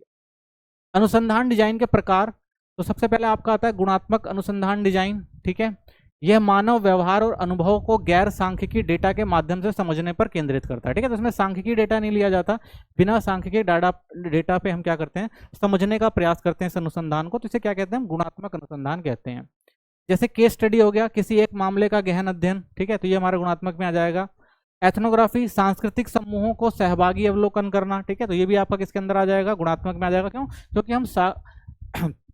क्योंकि हम इसमें गैर सांख्यिकी, इसमें कोई सांख्यिकीय डाटा हम यूज नहीं कर रहे होते हैं। ठीक है ना, सिर्फ क्या समझ रहे होते हैं, केस स्टडी से समझ सकते हैं, या समूहों के सहभागी से अवलोकन कर लेते हैं, या फिनोनोलॉजी, अनुभवों की व्याख्या कर देते हैं, ग्राउंडेड थ्योरी, डेटा पर आधारित सिद्धांतों का विकास कर देते हैं। तो ये कुछ चीजें हैं जो किसके अंदर आती हैं, गुणात्मक। यानी इसमें हमें ज्यादा डेटा इकट्ठा करने की जरूरत नहीं होती, हम इन 4 चीजों से भी क्या कर सकते हैं, उस चीज को समझ सकते हैं।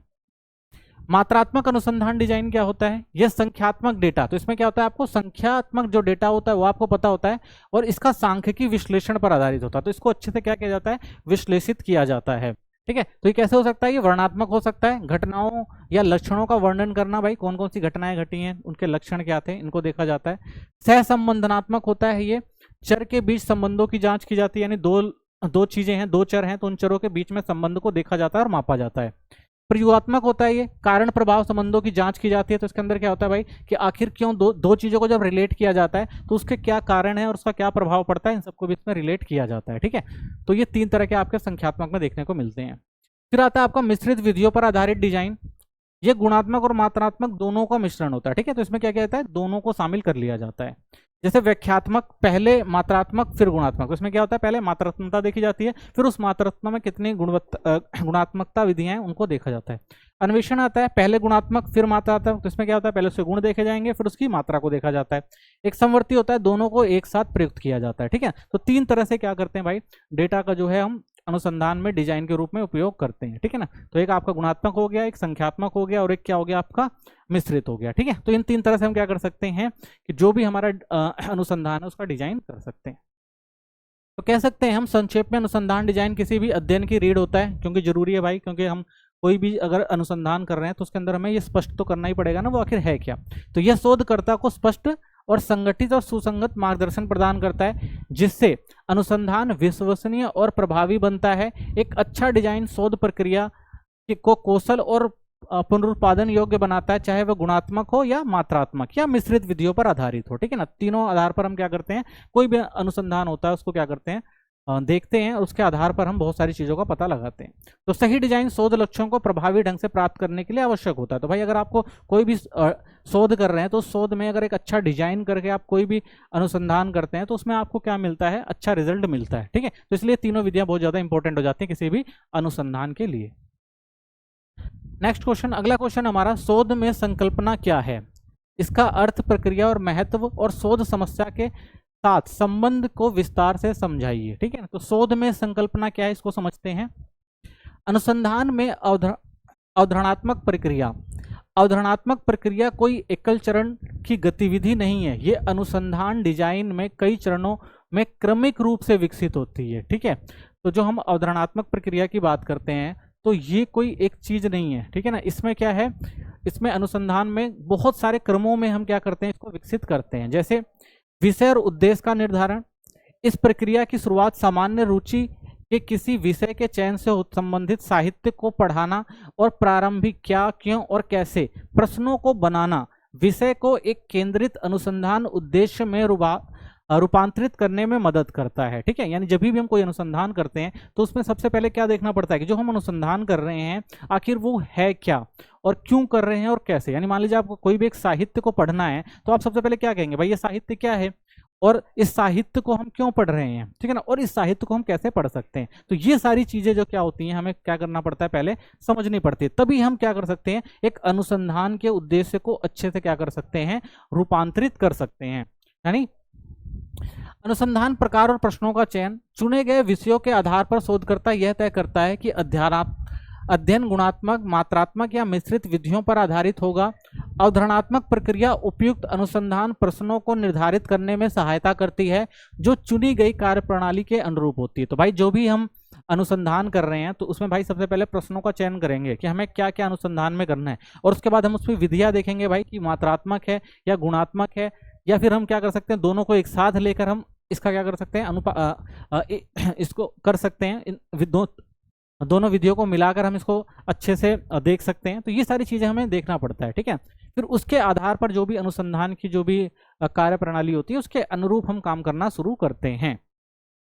समस्याओं और विधियों की पहचान, यह मौजूदा ज्ञान में रिक्तताओं की पहचान करने से संबंधित होता है। माइंड मैपिंग, ब्रेन टार्मिंग और साहित्य समीक्षा जैसे उपकरण अनुसंधान योग्य मुद्दों की पहचान करने और उपयुक्त विधियां चुनने में मदद करते हैं, ठीक है। तो जब भी हम क्या करेंगे भाई, कोई भी अगर अनुसंधान कर रहे हैं तो उसमें कौन कौन सी समस्याएं हैं, उन समस्याओं को समझना बहुत जरूरी होता है। उनकी विधियां क्या, उनको पहचान करना जरूरी हो जाता है, ठीक है ना। माइंड मैपिंग जरूरी होती है कि भाई उसकी समीक्षा करनी जरूरी होती है। उसके बाद ही तो हम कोई निष्कर्ष निकाल सकते हैं कि भाई किस तरह से हम जो भी हमारा अनुसंधान है उसको हम ढंग से कर सकते हैं, ठीक है ना। तो इसी के आधार पर हम जो है कि कोई भी जो अनुसंधान होता है उसको आगे बढ़ाते हैं, ठीक है। जैसे इसमें दिया हुआ है कि उपकरण अनुसंधान योग्य मुद्दों की पहचान करने और उपयुक्त विधि चुनने में मदद करता है, ठीक है। तो ये इसलिए इंपॉर्टेंट हो जाता है। समस्याओं को निर्देशित और स्पष्ट करना, इस चरण में शोधकर्ता अनुसंधान समस्याओं को संक्षिप्त और स्पष्ट रूप से प्रस्तुत करते हैं, ठीक है। तो इस चरण में क्या होगा, अनुसंधान क्या करेगा भाई, जो भी समस्या है उसको क्या करेंगे, अच्छे से संक्षिप्त में और स्पष्ट रूप से प्रस्तुत करेंगे कि भाई शोध में ये समस्याएं हैं। यह समस्या कथन या दर्शाता है कि अनुसंधान किस पर केंद्रित होगा। तो उसके बाद हम समझेंगे भाई यह समस्या बताएगी कि अनुसंधान जो है वो क्या दर्शा रहा है और किस पे क्या किया जाएगा, इसको केंद्रित किया जाएगा।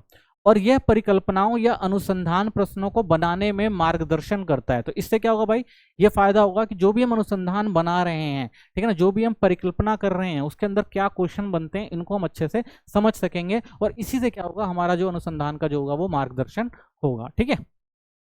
समस्याओं का मूल्यांकन, अतः अनुसंधान समस्या की स्पष्टता, विशिष्टता, व्यवहारिक और प्रासंगिकता के आधार पर, ठीक है। अब क्या होगा, अनुसंधान की समस्याएं जो होंगी स्पष्ट होंगी, उससे उसकी विशिष्टता का पता लग जाएगा, उसकी व्यवहारिकता का पता लग जाएगा और उसकी प्रासंगिकता, ठीक है ना। तो क्यों जरूरी है, क्या उसकी विशेषता है, ठीक है ना, व्यवहारिक है कि नहीं है, तो इसके आधार पर क्या किया जाता है, फिर उसका मूल्यांकन किया जाता है। तो ये सुनिश्चित करना आवश्यक है कि समस्या अस्पष्ट, अत्यधिक व्यापक या पहले से हल की हुई ना हो। तो हमें ये भी समझना पड़ेगा भाई कि जो हम जिस चीज़ पे भी रिसर्च कर रहे हैं तो जो समस्या है वो ज़्यादा बड़ी ना हो, ऐसी ना हो भाई हम ऐसे मुद्दे ले लें जो अस्पष्ट हो, जिसका जो ज़्यादा व्यापक हो और वो हल ही नहीं हो पा रही हो। तो ऐसे मुद्दों पे थोड़ा क्या होता है, मुश्किल हो जाता है शोध करना, ठीक है। तो समस्याओं का जो मूल्यांकन करना भी बहुत जरूरी हो जाता है कि ऐसे नहीं हम रिसर्च करने चल दें और हमें पता ही ना हो कि भाई ये चीज़ जो है वो पहले से ही हल नहीं हो चुकी है और हम उसमें क्या हो जाए, फंस जाएं, ठीक है। तो इन चीज़ों का भी ध्यान रखना जरूरी है। अवधारणात्मक प्रक्रिया का महत्व क्या है, तो देखिए अवधारणात्मक प्रक्रिया इसलिए महत्वपूर्ण है क्योंकि यह स्पष्ट विचारों को स्पष्ट अवधारणाओं में परिवर्तित करती है। कि भाई जो भी हमारे स्पष्ट अवधारणाएं हैं जो भी उनको बनाना होता है, अगर हमारे कोई भाई अस्पष्ट विचार हैं और उनको हमें क्या करना है, सही से उन अवधारणाओं को बदलना है और परिवर्तन लेकर आना है, तो हमें क्या करना पड़ता है भाई, उसकी अवधारणात्मक व्याख्या करनी पड़ती है। अध्ययन किए जाने वाले चरों की पहचान करने में मदद करती है कि भाई जो भी हमने अध्ययन किया है तो जो भी चर हैं उनकी पहचान करने में मदद करती है ये।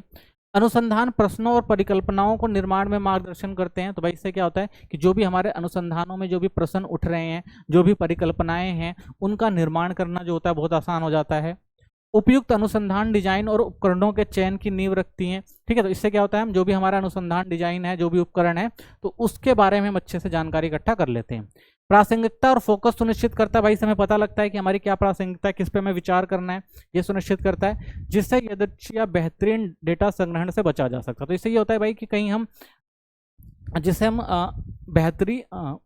बेतरतीब डेटा संग्रहण से बचा जा सकता है। कि भाई ये सुनिश्चित करता है, फोकस कर देता है कि हमारी किस चीज़ पे प्रासंगिकता में कौन सा डेटा लेना है। ऐसे नहीं हम बेफालतू का डेटा या अपनी मर्जी से कुछ भी ले लें, तो उससे क्या हो जाता है, टाइम और संसाधनों की जो खपत वो ज़्यादा होती है, तो उससे बचाता है ये।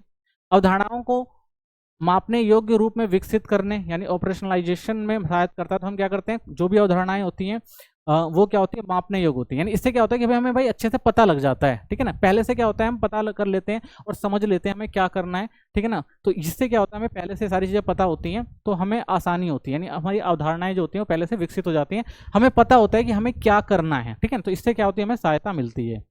यदि अवधारणात्मक प्रक्रिया ठीक से ना की जाए तो अनुसंधान अस्पष्ट हो सकता है और सार्थक परिणाम नहीं होगा, ठीक है ना। अगर आपने भाई पहले से ही अवधारणा नहीं बना रखी है, पहले से ही आपने कोई निर्णय नहीं ले रखा है, ठीक है, तो जो भी आप अनुसंधान कर रहे हैं, जो भी रिसर्च कर रहे हैं, वो ठीक से नहीं हो पाएगी, ठीक है ना, वो अस्पष्ट होगा, ठीक है ना, और सार्थक परिणाम नहीं दे पाएगा। यानी कि जब आपकी अवधारणा स्पष्ट नहीं होगी आपको क्या करना है क्या नहीं करना है, तो आपको रिजल्ट कैसे अच्छे से मिलेगा, ठीक है। तो ये भी हमें ध्यान रखना पड़ता है जब हम ये काम कोई भी रिसर्च करते हैं, ठीक है ना। तो इसलिए अवधारणात्मक प्रक्रिया जो होती है वो महत्वपूर्ण हो जाती है किसी भी रिसर्च के लिए।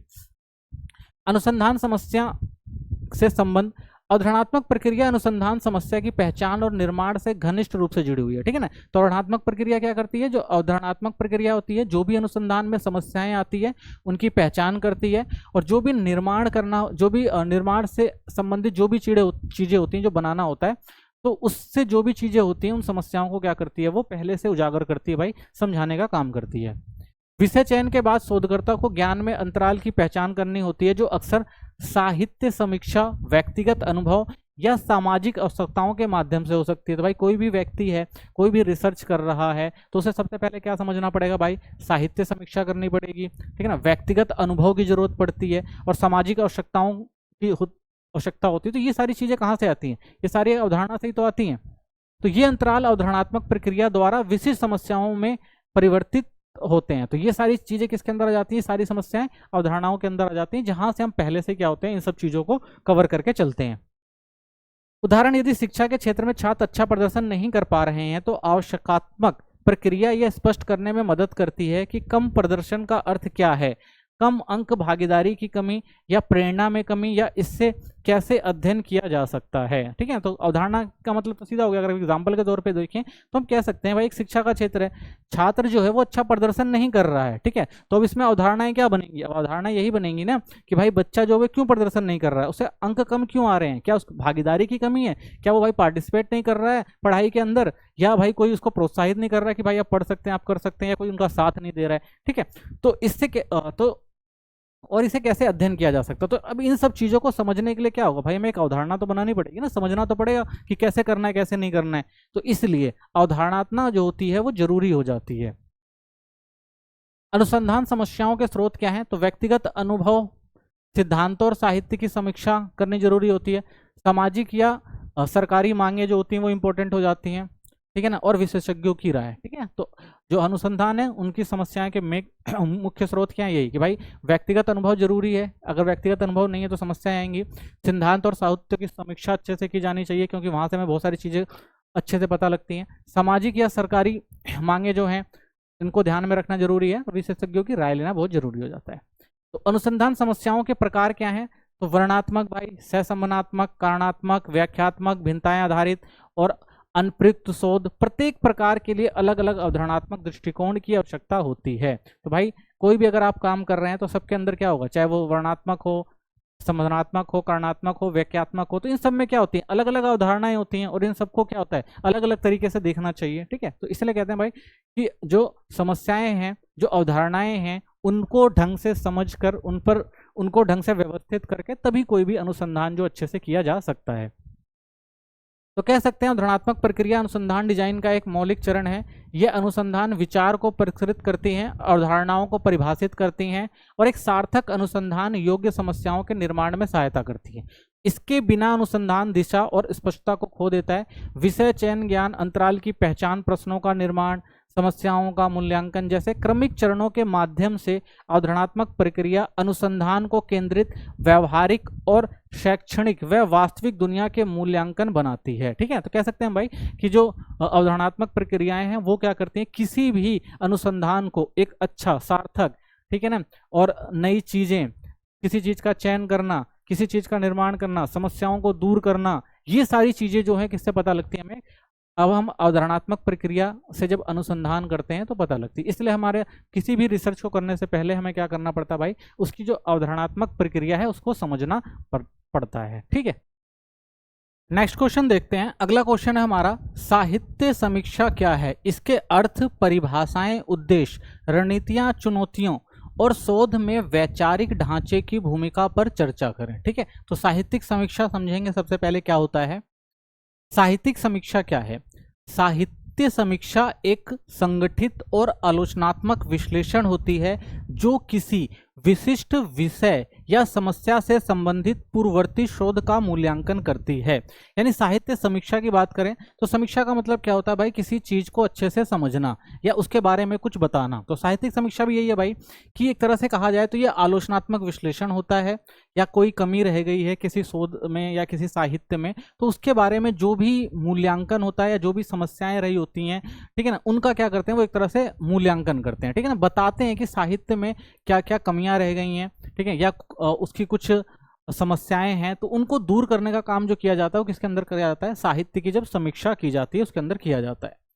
ये किसी भी शैक्षणिक अध्ययन की नींव होती है। तो कोई भी जब शैक्षणिक अध्ययन किया जाता है भाई तो कहीं ना कहीं से पहले समझा जाता है भाई कि ये चीज़ पहले हुई थी कि नहीं हुई थी, क्या किसी चीज़ में कोई कमी रह गई थी, तो हम कैसे उस चीज़ को अच्छे से बाद में व्यवस्थित कर सकते हैं। तो इसलिए क्या किया जाता है, अपने से पहले वाली जो चीज़ें होती हैं, साहित्य होती है, उनकी समीक्षा की जाती है भाई उसमें क्या कमियां थी, जो पिछले शोधों का सारांश समेकन और विश्लेषण करती है। तो क्या करते हैं भाई, जो इससे पहले के शोध थे उसमें क्या क्या कमियां थी, उनके जो भी सारांश होते हैं उनको इकट्ठा किया जाता है, एक किया जाता है, और उसके बाद उसका विश्लेषण किया जाता है, ताकि जब नए शोध कार्य के लिए सटीक दिशा मिल सके, ताकि भाई जब दोबारा उस काम को किया जाए तो वो सटीक दिशा में यानी अच्छे से हो सके, उसमें कोई कमी ना रह जाए।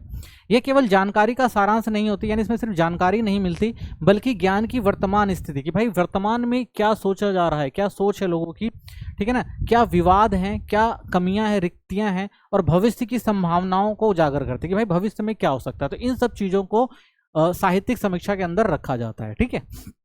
चलिए, अर्थ और परिभाषाएं देखें तो साहित्य समीक्षा शोधकर्ताओं को मौजूदा ज्ञान को समझने, यानी अभी जो ज्ञान है, यानी जिसपे वो अनुसंधान कर रहे हैं या रिसर्च करने जा रहे हैं, उसके ज्ञान को समझना होता है, और अपने अध्ययन को व्यापक शैक्षणिक चर्चा में स्थापित करने में मदद करती है। तो इससे क्या होता है भाई कि जो भी उनकी चर्चा होती है, जो भी शैक्षणिक चर्चा होती है, उसको क्या करते हैं वो स्थापित करने का काम करती है, ठीक है ना। तो और जो साहित्य समीक्षा होती है वो क्या करती है, मौजूदा ज्ञान को और जो वर्तमान में चल रहा है उसको समझने में क्या करती है, विकसित करती है, समझ को विकसित करने का काम करती है। यह अनावश्यक दोहराव को रोकती है और पद्धति निर्धारण का मार्गदर्शन कराती है, ठीक है। तो एक फायदा और होता है कि भाई हम पहले से इस चीज की समीक्षा कर लेते हैं तो इसमें दोहराव नहीं होगा, यानी वही चीज दोबारा उसके अंदर शामिल नहीं की जाएंगी, ठीक है ना, और एक अच्छा मार्गदर्शन मिलेगा कोई नई शोध करने में, यानी उस शोध को और आगे बढ़ाने में और अच्छी दिशा ले जाने में क्या मिलता है, मार्गदर्शन मिलता है, अगर हम पहले से ही उस साहित्य की समीक्षा कर लेते हैं तो। प्रमुख परिभाषाएं कूपर ने दी हैं। कूपर क्या कहते हैं, 1988 में उन्होंने कहा था, साहित्य समीक्षा प्राथमिक शोधों का समेकन है जो स्वयं नए निष्कर्ष प्रस्तुत नहीं करती। तो कहते हैं भाई जो साहित्यिक समीक्षा होती है वो क्या होती है, लोग साहित्य समीक्षा कर लेते हैं, जो प्राथमिक शोध होते हैं उसको ही क्या करते हैं, दोबारा से इकट्ठा कर लेते हैं, कोई नया निष्कर्ष जो है वो नहीं प्रस्तुत करती साहित्य समीक्षा, ऐसा उनका मानना है। यह ज्ञान को संगठित कर आलोचनात्मक रूप से मूल्यांकित करती है। तो कहते हैं भाई जो ब्रूस है वो क्या कहते हैं 1994 में कि ये ज्ञान को क्या करती है, इकट्ठा तो कर लेती है, लेकिन आलोचनात्मक रूप से क्या करती है, इसको मूल्यांकित करती है और विभिन्न अध्ययनों को जोड़ देती है, और बाद में क्या होता है, इससे बहुत सारे और अध्ययन जुड़ जाते हैं, ये इनका मानना है। ग्लेवन और गेल्विन क्या कहते हैं 2017 में, यह एक तार्किक रूप से प्रस्तुत दस्तावेज है। तो कहते हैं भाई कि तर्क के आधार पर प्रस्तुत किया गया ये दस्तावेज होता है जो व्यापक ज्ञान पर आधारित है, और कहते हैं इसमें भाई बहुत बड़े पैमाने पर आपको ज्ञान मिल जाता है। फिंक कहते हैं यह एक सर्वेक्षण है जो आलोचनात्मक विश्लेषण कर ज्ञान में अंतर की पहचान करता है। तो फिंक कहते हैं भाई एक सर्वेक्षण होता है जिसके अंदर भाई बहुत सारा आलोचनात्मक विश्लेषण किया जाता है, ठीक है ना, और उसके बाद जो भी दोनों के बीच में यानी आलोचनात्मक या जो भी सर्वेक्षण होता है, जो भी समस्याएं होती है, उनके बीच जो भी समस्याएं होती हैं उनके अंतर का जो भी ज्ञान होता है वो इसके अंदर पहचाना जाता है। बेस्टर और वॉटसन कहते हैं ये भविष्य के शोध के लिए आधार तैयार करता है, ठीक है। तो इनका मानना है कि जो हमारी साहित्यिक समीक्षा होती है वो क्या करती है, भविष्य में जो भी शोध करना है तो उसका एक आधार मिल जाता है कि भाई हमें किन किन चीज़ों पर जो है वो रिसर्च करनी है, या ठीक है ना। तो ये पहले ये क्या कौन कहते हैं, वेबस्टर और वॉटसन कहते हैं। साहित्य समीक्षा का उद्देश्य क्या होता है भाई, साहित्य समीक्षा क्यों करी जाती है, तो मौजूदा ज्ञान का समेकन करने के लिए, यानी जो भी ज्ञान है उनको इकट्ठा कर लेना, यह विभिन्न अध्ययनों के निष्कर्षों को एकत्रित करती है, यानी जितने भी अध्ययन किए गए हैं उस क्षेत्र में उनको क्या किया जाता है, उनके निष्कर्षों को क्या किया जाता है, इकट्ठा कर लिया जाता है, और सुसंगत और निर्मित, ठीक है ना, सुसंगत कथा निर्मित करता है, यानी जो भी उसके से रिलेटेड अध्ययन है उन सबका एक निष्कर्ष निकाला जाता है, उनको एकत्रित कर लिया जाता है और एक कथा के रूप में उसको निर्मित कर दिया जाता है। केवल सूचीबद्ध करने के बजाय विचारों की तुलना कर प्रवृत्तियों और विरोधाभास पहचानती है। तो ऐसा नहीं है कि भाई कि सिर्फ इनको सूचीबद्ध किया जाता है, ठीक है, इसमें क्या होता है, विचारों की तुलना की जाती है, प्रवृत्तियों को समझा जाता है और जो भी विरोधाभास है उनको देखा जाता है। रिक्तताओं की पहचान की जाती है। समीक्षा यह स्पष्ट करती है कि किस पहलुओं पर अभी तक शोध नहीं हुआ है, जैसे उपेक्षित समूह, अपर्याप्त विधियां या विरोधाभासी निष्कर्ष। ठीक है, तो इसमें क्या होता है, जो कमियां रहेगी उन कमियों को दूर करने की कोशिश की जाती है। जैसे मान लीजिए कि भाई कि किसी इस उस जो अनुसंधान किया गया था, जो भी रिसर्च करी गई थी, उसके अंदर क्या किया गया भाई, उपेक्षित यानी जो समूह था उनको क्या करा गया भाई, उपेक्षित कर दिया गया, उनको शामिल ना किया गया हो, विधियां जो है वो ढंग से नहीं यूज करी गई हो, ठीक है ना, और निष्कर्ष जो रहा हो वो अच्छा ना हो, विरोधाभासी निष्कर्ष निकाला गया हो, तो इन सब की जो है पहचान करी जाती है, इसके अंदर समझा जाता है इसे। सैद्धांतिक संदर्भ की स्थापना होती है, यह अध्ययन को प्रचलित सिद्धांत जैसे रचनावाद हो प्रणाली के सिद्धांत से जोड़ता है। तो भाई जो भी अध्ययन होता है उसमें क्या होता है कि जो भी प्रचलित सिद्धांत होते हैं, जो भी नई चीजें आती हैं, रिसर्च आती है, उनको इसके अंदर शामिल करके जोड़ दिया जाता है। दोहरेपन से बचाव होता है, ये सुनिश्चित करता है कि नया शोध मौलिक हो। तो ये होता है भाई कि जब नया शोध होगा तो पुराने शोध के बारे में पहले से जानकारी होती है, तो उसको दोबारा से ऐड नहीं किया जाता, उसको अलग कर दिया जाता है, तो इससे दोहराव नहीं हो पाता। अनुसंधान डिजाइन का मार्गदर्शन पिछले शोधों की विधि, उपकरणों और चरों के आधार पर उपयुक्त अनुसंधान पद्धति को निर्धारित करने में मदद करता है। तो भाई कैसी शोध होगी, किस तरह से किया जाएगा, कौन कौन से उपकरण तैयार किए जाएंगे, क्या इसका आधार होगा, तो इसके आधार पर तय किया जाता है। ठीक है, तो डिजाइन जो अनुसंधान डिजाइन है उसका क्या मिलता है, मार्गदर्शन मिलता है, भाई क्या करना है, कैसे करना है, ये सब चीजें हमें जो होती हैं किस तरह से करनी है, कौन सी उपयुक्त पद्धति होगी, इन सब चीजों का क्या होता है, हमें फायदा मिलता है इससे। साहित्य समीक्षा करने की रणनीतियां क्या हैं। सबसे पहले क्या करना है, आपको योजना बनाना है, उद्देश्य और दायरों को परिभाषित करना है, भाई क्या उद्देश्य है, कितने दायरे में आपको क्या करना है, समीक्षा करनी है, इसको परिभाषित करना होता है। जैसे तकनीक के कारण ग्रामीण शिक्षा में आने वाली चुनौतियां, अगर देखें कि भाई तकनीक जो है वो ग्रामीण क्षेत्रों में इतनी विकसित नहीं हुई है कि ग्रामीण में जो शिक्षा के स्तर को और ज़्यादा डेवलप किया जा सके। ठीक है, तो इस तरह से हम देख सकते हैं। प्रभावी खोज, विभिन्न स्रोत जैसे जर्नल, पुस्तकें, सरकारी रिपोर्ट, डेटाबेस, ठीक है, और जैसे GS2R, स्कॉपस, ठीक है ना, और शुद्ध गंगा, ठीक है, ऐसी बहुत सारी जो रिपोर्ट्स हैं उनका उपयोग कर सकते हैं। खोज को परिष्कृत करने के लिए बूलियन ऑपरेटर और फिल्टर का उपयोग कर सकते हैं। ठीक है, तो कुछ नई टेक्निक लाके या नई चीज़ों को समझकर उसके आधार पर हम क्या कर सकते हैं, नई चीज़ों को समझ सकते हैं और संकलित कर सकते हैं। मूल्यांकन और संगठन, क्रैप परीक्षण, करेंसी हो गया, रिलीवेंस, अथॉरिटी, एक्यूरेसी, पर्पस का प्रयोग कर स्रोतों का मूल्यांकन करना। ठीक है ना, तो हम क्या कर सकते हैं भाई, जो उसकी करेंसी है उस टाइम, जो उससे संबंधित है, जो भी उसकी अथॉरिटी है, या जो भी उसकी प्रामाणिकता है, या जो भी उसका उद्देश्य है, उसके आधार पर हम क्या कर सकते हैं, स्रोतों का मूल्यांकन कर सकते हैं। प्रमुख विषयों के अंतर्गत निष्कर्षों को व्यवस्थित करें, यानी जो भी विषय हैं आपके, उस विषय के अंतर्गत आप निष्कर्ष निकाल सकते हैं। संश्लेषण और आलोचनात्मक विश्लेषण किया जा सकता है। प्रमुख बिंदुओं को सारांश बनाइए, निष्कर्षों की तुलना करें। ठीक है, तो जो भी प्रमुख चीजें हैं उनको पहले आपको देखना पड़ेगा। ठीक है, उनके क्या करने पड़ेंगे, सारांश बनाने पड़ेंगे, फिर उसके आधार पर आपको निष्कर्ष निकालना पड़ेगा, फिर उनकी क्या करनी पड़ेगी, तुलना करनी पड़ेगी। सहमतियां होंगी, विरोधाभास होंगे, सीमाओं का उजागर करते हैं। तो भाई इसमें क्या होगा कि अगर आप किससे सहमति होगी वो भी समीक्षा के लिए अच्छा होगा। ठीक है ना, कुछ लोग विरोधाभासी होंगे, ठीक है, बहुत सारी सीमाएं होंगी, इन सबको क्या किया जा सकता है, आराम से इसके अंदर उजागर किया जा सकता है। एक स्पष्ट भूमिका, मुख्य भाग और निष्कर्ष के साथ कथानक बनाएं। ठीक है, तो इसमें क्या होता है भाई, स्पष्ट भूमिका होगी कि कैसे इसको विश्लेषित करना है, कौन कौन से भाग को शामिल करना है, और कौन कौन से नए निष्कर्ष निकल रहे हैं। तो इन सबको हम क्या कर सकते हैं, एक साथ इकट्ठा करके और एक कथा के आधार पर क्या कर सकते हैं, कथानक बना सकते हैं, यानी जो अच्छा आसानी से समझ में आ जाए उसके आधार पर हम इसको व्यवस्थित कर सकते हैं। साहित्यिक समीक्षाओं की चुनौतियां क्या है, जानकारी की विशालता, भाई सबसे बड़ी समस्या इसकी होती है कि भाई जानकारी बहुत मिल जाती है इसके अंदर। स्रोतों की विश्वसनीयता का मूल्यांकन करना पड़ता है कि भाई जो स्रोत हैं वो सही हैं या उसमें कुछ कमियां हैं। विविध स्रोतों के बीच तालमेल बनाना पड़ता है, तो अलग अलग स्रोत हैं, मिलते हैं, अलग अलग शोध मिलते हैं, कौन से प्रमाणिक है, कौन से सही हैं, कौन से गलत हैं, कुछ में क्या कमी है, तो ये सब करना थोड़ा मुश्किल होता है। पूर्वाग्रह, पब्लिकेशन और व्यक्तित्व, भाई बहुत सारे जो होते हैं, जो ये समीक्षाएं, जो शोध होते हैं, उन सारे शोधों में क्या आपको देखने को मिलता है भाई कि कोई अगर पब्लिकेशन है तो अपने हिसाब से छाप देगा, या कोई व्यक्तिगत है वो अपने हिसाब से लिख देगा, तो इसमें क्या होता है, पूर्वाग्रह होता है, वो अपने हिसाब से क्या करते हैं, उसको व्यवस्थित कर सकते हैं, ये भी समस्या है। समय प्रबंधन की दिक्कत होती है भाई कि भाई एक शोध को, बहुत सारे शोधों को इकट्ठा करके पढ़ना, फिर उसके बाद उसकी समीक्षा करना, ये क्या होता है, काफ़ी समय लगता है।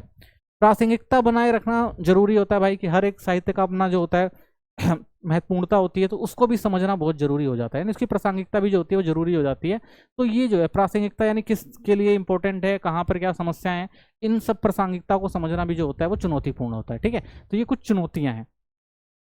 अवधारणात्मक ढांचा, अवधारणात्मक ढांचा किसी शोध परियोजना का नक्शा होता है, ये सिद्धांतों अवधारणाओं और चरों को अनुसंधान समस्याओं से जोड़ता है। ठीक है, तो अवधारणात्मक ढांचा भी इसके अंदर इंपॉर्टेंट हो जाता है, क्योंकि इसमें भाई बहुत सारे सिद्धांत होते हैं, बहुत सारे चर होते हैं जिनकी समस्याएं होती हैं, जिनको हमें क्या करना पड़ता है, देखना पड़ता है। माइलस और हार्बोमैन 1994 के अनुसार यह प्रमुख विचारों के परस्पर संबंधों को स्पष्ट करता है, शोध को व्यापक एकेडमिक परिक्षेप में रखता है। तो इनका ये मानना है कि भाई कि ये बहुत सारे विचारों को इकट्ठा करके रखता है और इस विचारों को क्या करता है कि एक व्यापक परिदृश्य में देखना चाहिए। ठीक है ना, अच्छे से समझना चाहिए और इसको देखना चाहिए, तभी क्या कर सकते हैं, हम इसको अच्छे से समझ सकते हैं। निर्माण की प्रक्रिया क्या है भाई, सिद्धांतों की समीक्षा जरूरी होती है, यानी जो भी सिद्धांत है उनको समीक्षा करना बहुत जरूरी है। मुख्य अवधारणा और मापन योग चरों की पहचान करना, कि भाई जो भी हमने अवधारणाएं बनाई हैं उनमें जो मापन है वो ठीक से है कि नहीं, जो चर है वो ठीक से है कि नहीं है।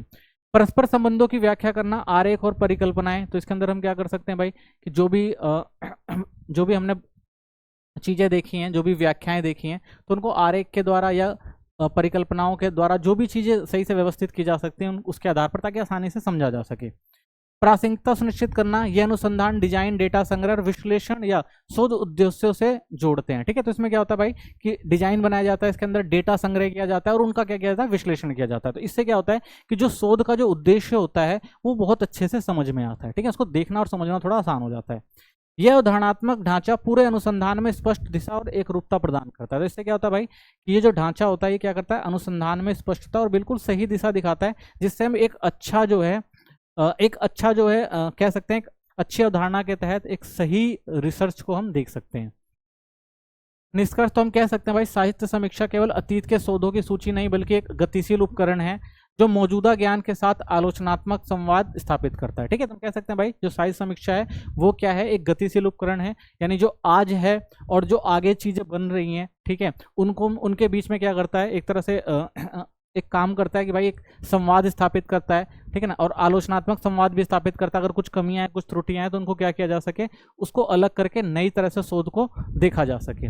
जब इसे एक मजबूत अवधारणा ढांचे के साथ जोड़ा जाता है तो ये शोध को न केवल ठोस आधार प्रदान करता है बल्कि उसे मौलिक और सुसंगत और प्रभावशाली भी बनाता है। ठीक है, तो अगर इसके अंदर हम क्या करते हैं, जो अवधारणात्मक ढांचे हैं उनको अगर जोड़ देते हैं, ठीक है, तो इससे क्या होता है, और ज्यादा फायदा होता है, और ज्यादा जो आपका रिसर्च है और अच्छी हो जाती है। ठीक है ना, तो मौलिक दिखाई देती है, सुसंगत दिखाई देती है और प्रभावशाली दिखाई देती है। छात्रों और शोधकर्ताओं के लिए साहित्य समीक्षा की कुशलता अनिवार्य है। तो भाई जो भी छात्र हैं या जो भी शोध करते हैं तो उनको साहित्य समीक्षा जरूर समझनी चाहिए। ठीक है, ताकि वे अकादमिक जगत में सार्थक योगदान दे सके। ठीक है, ताकि वो अच्छे से इन चीजों को समझ सके और आगे होने वाले जो भी अकादमिक चीजें हैं या जो भी सीखने वाली चीजें हैं, सिखाने वाली चीजें हैं, तो उसमें क्या वो अच्छा एक योगदान दे सके। ठीक है ना, तो इसलिए भी क्या होता है, जरूरी हो जाता है।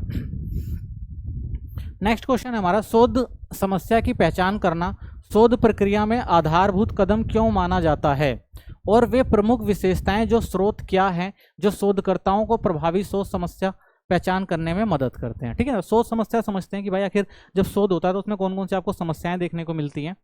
तो शोध समस्या की पहचान करना शोध प्रक्रिया का मूलभूत और सबसे महत्वपूर्ण चरण माना जाता है। ठीक है भाई, क्योंकि कोई भी शोध करा जाएगा अगर उसमें समस्या आएंगी बार बार तो क्या होगा, आपका शोध जो होगा वो बाधित होगा। तो इसलिए उन समस्याओं को समझना बहुत जरूरी हो जाता है, क्योंकि यही चरण पूरे अध्ययन की दिशा और उद्देश्य को निर्धारित करता है। यदि शोध समस्या स्पष्ट रूप से परिभाषित नहीं होती है तो शोध दिशाहीन हो जाता है। ठीक है, तो हमें क्या करना पड़ेगा, समझना पड़ेगा उसे। अगर उन समस्याओं को नहीं समझेंगे तो हम किसी और दिशा में शोध में चले जाएंगे, जो क्या होगी, समय की खराबी होगी, दिशाहीन हो जाता है, जिससे प्रासंगिकता प्रश्नों को तैयार करना, उपयुक्त शोध डिजाइन चुनना और सार्थक निष्कर्ष निकालना कठिन हो जाता है। ठीक है, क्यों, क्योंकि भाई जब हम दिशा से ही भटक जाएंगे तो प्रश्नों को नहीं तैयार कर पाएंगे, किस शोध का क्या डिजाइन है उसको नहीं बना पाएंगे, तो निष्कर्ष हमारा निकालना जो होगा वो कठिन हो जाएगा। एक अच्छी तरह से पहचानी गई शोध समस्या एक मार्गदर्शक के रूप में कार्य करती है जो साहित्य समीक्षा से लेकर, ठीक है, तो इसके अंदर क्या आता है आपका, साहित्य समीक्षा, डेटा संग्रह, विश्लेषण, रिपोर्टिंग, हर चरण को निर्देशित करती है। ठीक है, तो इसमें क्या होता है कि जो शोध समस्या होती है वो हर एक समस्या को लेकर चलती है, चाहे वो डेटा से संबंधित हो गया, विश्लेषण से संबंधित हो गया, रिपोर्टिंग से संबंधित हो गया। तो इन सब चीजों को पहले से क्या किया जाता है, देख लिया जाता है, तय कर लिया जाता है, ताकि भविष्य में समस्याएं जो ना हो शोध करते समय। तो शोध समस्या क्या होती है? तो शोध समस्या किसी विशिष्ट मुद्दे की कठिनाई, ज्ञान के अंतर या ऐसी स्थिति को दर्शाता है जिसे व्यवस्थित ढंग के माध्यम से सुलझाना आवश्यक होता है। तो जब हम शोध करते हैं तो शोध के अंदर क्या होता है भाई, बहुत सारे मुद्दे ऐसे होते हैं, बहुत सारी ऐसी कठिनाइयां आती हैं, या कह सकते हैं भाई ज्ञान में बहुत ज़्यादा कमियां होती हैं, तो कि ऐसी स्थिति बन जाती है कि जो हमारा शोध होता है वो सही दिशा में नहीं चल पाता है। ठीक है, तो हमें क्या करना पड़ता है भाई, जाँच की आवश्यकता पड़ती है। तो कैरी लिंजर 1986 में कहते हैं कि शोध समस्या कोई भी साधारण प्रश्न नहीं होती, बल्कि ऐसा प्रश्न होती है जो दो या दो से अधिक चर के बीच संबंध जानने की कोशिश करता है। बेस्ट और काहन ने शोध समस्या को ऐसे बौद्धिक उद्दीपन कहा है जो वैज्ञानिक जांच की मांग करता है। ठीक है, और क्रेशवल ने शोध समस्याओं के अध्ययन की दिशा को उद्देश्य प्रदान करने वाले मुद्दों के रूप में परिभाषित किया। तो फिर ठीक है, तो अलग अलग लोग अलग अलग बातें करते हैं, लेकिन कहने का मतलब सबका एक यही है कि भाई जो शोध समस्या है वो महत्वपूर्ण है। क्योंकि भाई कोई भी अगर काम करने से पहले अगर हम अच्छे से समझ जाएं कि भाई समस्याएं कहाँ आने वाली हैं और उन समस्याओं को हम कैसे दूर कर सकते हैं, तो जो भी हमारा अनुसंधान है वो क्या हो सकता है, अच्छे से किया जा सकता है। एक अच्छी शोध समस्या की 5 प्रमुख विशेषताएं होती हैं। पहला, विशिष्ट और स्पष्ट होना चाहिए, समस्या को सटीक रूप से परिभाषित किया जाना चाहिए। ठीक है, तो जब भी हम शोध करेंगे तो हमें क्या करना चाहिए भाई, देखना है कि विशिष्ट और स्पष्ट हो, समस्या को सटीक रूप से परिभाषित किया जाना चाहिए जिसमें कोई अस्पष्टता ना हो, इतनी संकरी होनी चाहिए कि शोध प्रबंधनीय, लेकिन इतनी व्यापक भी कि विश्लेषण सार्थक हो सके। तो भाई सबसे पहले क्या करना है, हमें बिल्कुल विशिष्ट और स्पष्ट जानकारी इकट्ठा कर लेनी है। ठीक है ना, हमें ये समझ लेना है कि भाई कहाँ पर समस्या है। ठीक है ना, तो समस्याएं जो होनी चाहिए वो सक्रिय होनी चाहिए, यानी जो भी समस्या निकल के आ रही है उसको अच्छे से क्या करना चाहिए, व्यवस्थित करना चाहिए। ठीक है ना, उसका अच्छे से क्या करना चाहिए, प्रबंध करना चाहिए। ठीक है, लेकिन इतना बड़ा नहीं होना चाहिए कि भाई विश्लेषण जो है और लेकिन ये इतनी संकरी होनी चाहिए कि शोध प्रबंधनीय हो। तो भाई ऐसा होना चाहिए कि जो शोध हो वो प्रबंधनीय हो, ऐसा ना हो जाए कि भाई कितना व्यापक हो जाए कि हम उसका क्या करना पाए, विश्लेषण ही ना कर पाए। तो इस चीज पे भी ध्यान रखना जरूरी है। प्रासंगिक होना जरूरी है, समस्या संबंधित अध्ययन क्षेत्र के लिए महत्वपूर्ण होनी चाहिए और मौजूदा ज्ञान को आगे बढ़ाने में योगदान देना चाहिए। ठीक है ना, तो समस्या जो होनी चाहिए क्या होनी चाहिए भाई, संबंधित अध्ययन होना चाहिए उसका। ठीक है, कि भाई किस क्षेत्र से संबंधित है, और उसका क्या होना चाहिए भाई, मौजूदा ज्ञान होना भी जरूरी है। तभी क्या कर सकते हैं हम, अपना जो भी प्रश्न है उस प्रश्न का क्या दे सकते हैं, हम जवाब दे सकते हैं। ठीक है, और जो भी समस्याओं का निपटारा आसानी से कर सकते हैं। व्यवहार्य होने चाहिए, समय, संसाधनों और उपलब्धता के संदर्भ में व्यवहारिक होना चाहिए, यानी क्या होना चाहिए वहां पे भाई, समय और संसाधन की उपलब्धता होना बहुत जरूरी है। ठीक है, व्यवहारिक होनी चाहिए। यदि समस्या का समाधान असंभव डेटा या उपकरणों पर आधारित है तो यह उपयुक्त नहीं मानी जाएगी। ठीक है, मान लीजिए आप कुछ कर रहे हैं भाई और जो समस्याएं आ रही हैं वो क्या है, वो संसाधनों से संबंधित ना हो, अलग हो, डेटा से और उपकरणों से संबंधित होगी, तो उसको तो हम नहीं कह सकते ना भाई, तो उसको तो हम उपयुक्त नहीं मान सकते कि भाई ये चीज जो है उसमें कमी आ रही है। ये तो आपको ही समझना पड़ेगा भाई कि डेटा जो है वो सही होना चाहिए, उपकरण जो है वो सही होने चाहिए। ठीक है ना, तब हम कह सकते हैं। समय और संसाधनों की जो उपलब्धता होनी चाहिए इसके अंदर, ये जरूरी है। शोध योग्य हो, समस्या वैज्ञानिक विधियों के अध्ययन करने योग्य होनी चाहिए, अर्थात वह मापी और देखी जा सकने वाली हो, और उसका समाधान केवल राय या अनुमानों पर आधारित ना हो। भाई तो ऐसा ना हो कि शोधकर्ता जो कोई सामने ऐसी समस्या आ जाए कि भाई वो उसको समझ ही ना पाए, उसको माप ही ना पाए, या फिर उसको क्या ना देख सके, ना माप सके, ना उसको देख सके। ठीक है ना, व्यवहार के आधार पर तो समस्या को समझा नहीं जा सकता ना। मान लीजिए अगर कोई कहता है भाई व्यवहार के आधार पर या अनुमानों के आधार पर कोई कहता है ये समस्या है, तो उसका तो कुछ हम अंदाजा लगा नहीं सकते, क्योंकि व्यवहार और अनुमान जो होते हैं वो देखने में तो पता नहीं लगते, तो हम उसको तो सही से ठीक नहीं कर सकते। लेकिन वही अगर क्या होगा, वो कमियां किसके अंदर आ जाएंगी, डेटा के अंदर आ जाएंगी या किसी टेक्निक के अंदर आ जाएंगी, तो हम क्या कर सकते हैं, उसको ठीक कर सकते हैं या उसको समझ के आगे बढ़ा सकते हैं। नैतिक होनी चाहिए, समस्या किसी एक व्यक्ति या समुदाय के शारीरिक, भावनात्मक या सामाजिक रूप से नुकसान नहीं पहुंचानी चाहिए। शोध में नैतिक मापदंडों का पालन अनिवार्य है। तो जो भी शोध हो रहा है भाई उसमें व्यक्ति और समुदाय के शारीरिक और व्यवहारिक जो है या जो भावनात्मक चीजें हैं उनको शामिल नहीं करना चाहिए। ठीक है ना, वो समस्याएं नहीं होती। शोध समस्या की पहचान के स्रोत क्या हैं, तो व्यक्तिगत अनुभव और अवलोकन, रोजमर्रा की जिंदगी या पेशेवर अनुभवों से कई बार शोध योग्य समस्याएं सामने आती हैं। ठीक है ना, तो कई बार भाई समस्या जो होती है वो रोजमर्रा की जिंदगी या उन जो पेशेवर अनुभव है जब वो शोध करते हैं तब इस समय समस्या बहुत सारी आपको देखने को मिल जाएंगी।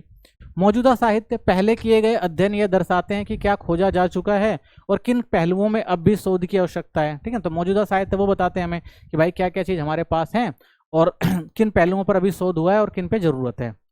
सरकारी नीतियां और रिपोर्ट्स, ये अक्सर मूल्यांकन या सुधार की आवश्यकता वाले क्षेत्रों की ओर संकेत करते हैं। तो भाई सरकारी नीतियां और रिपोर्टिंग भी इंपॉर्टेंट हो जाती हैं, क्योंकि भाई ये क्या करते हैं, मूल्यांकन और सुधार में क्या होते हैं, महत्वपूर्ण भूमिका निभाते हैं और संकेत करते हैं भाई कहाँ पे सुधार करने की जरूरत है।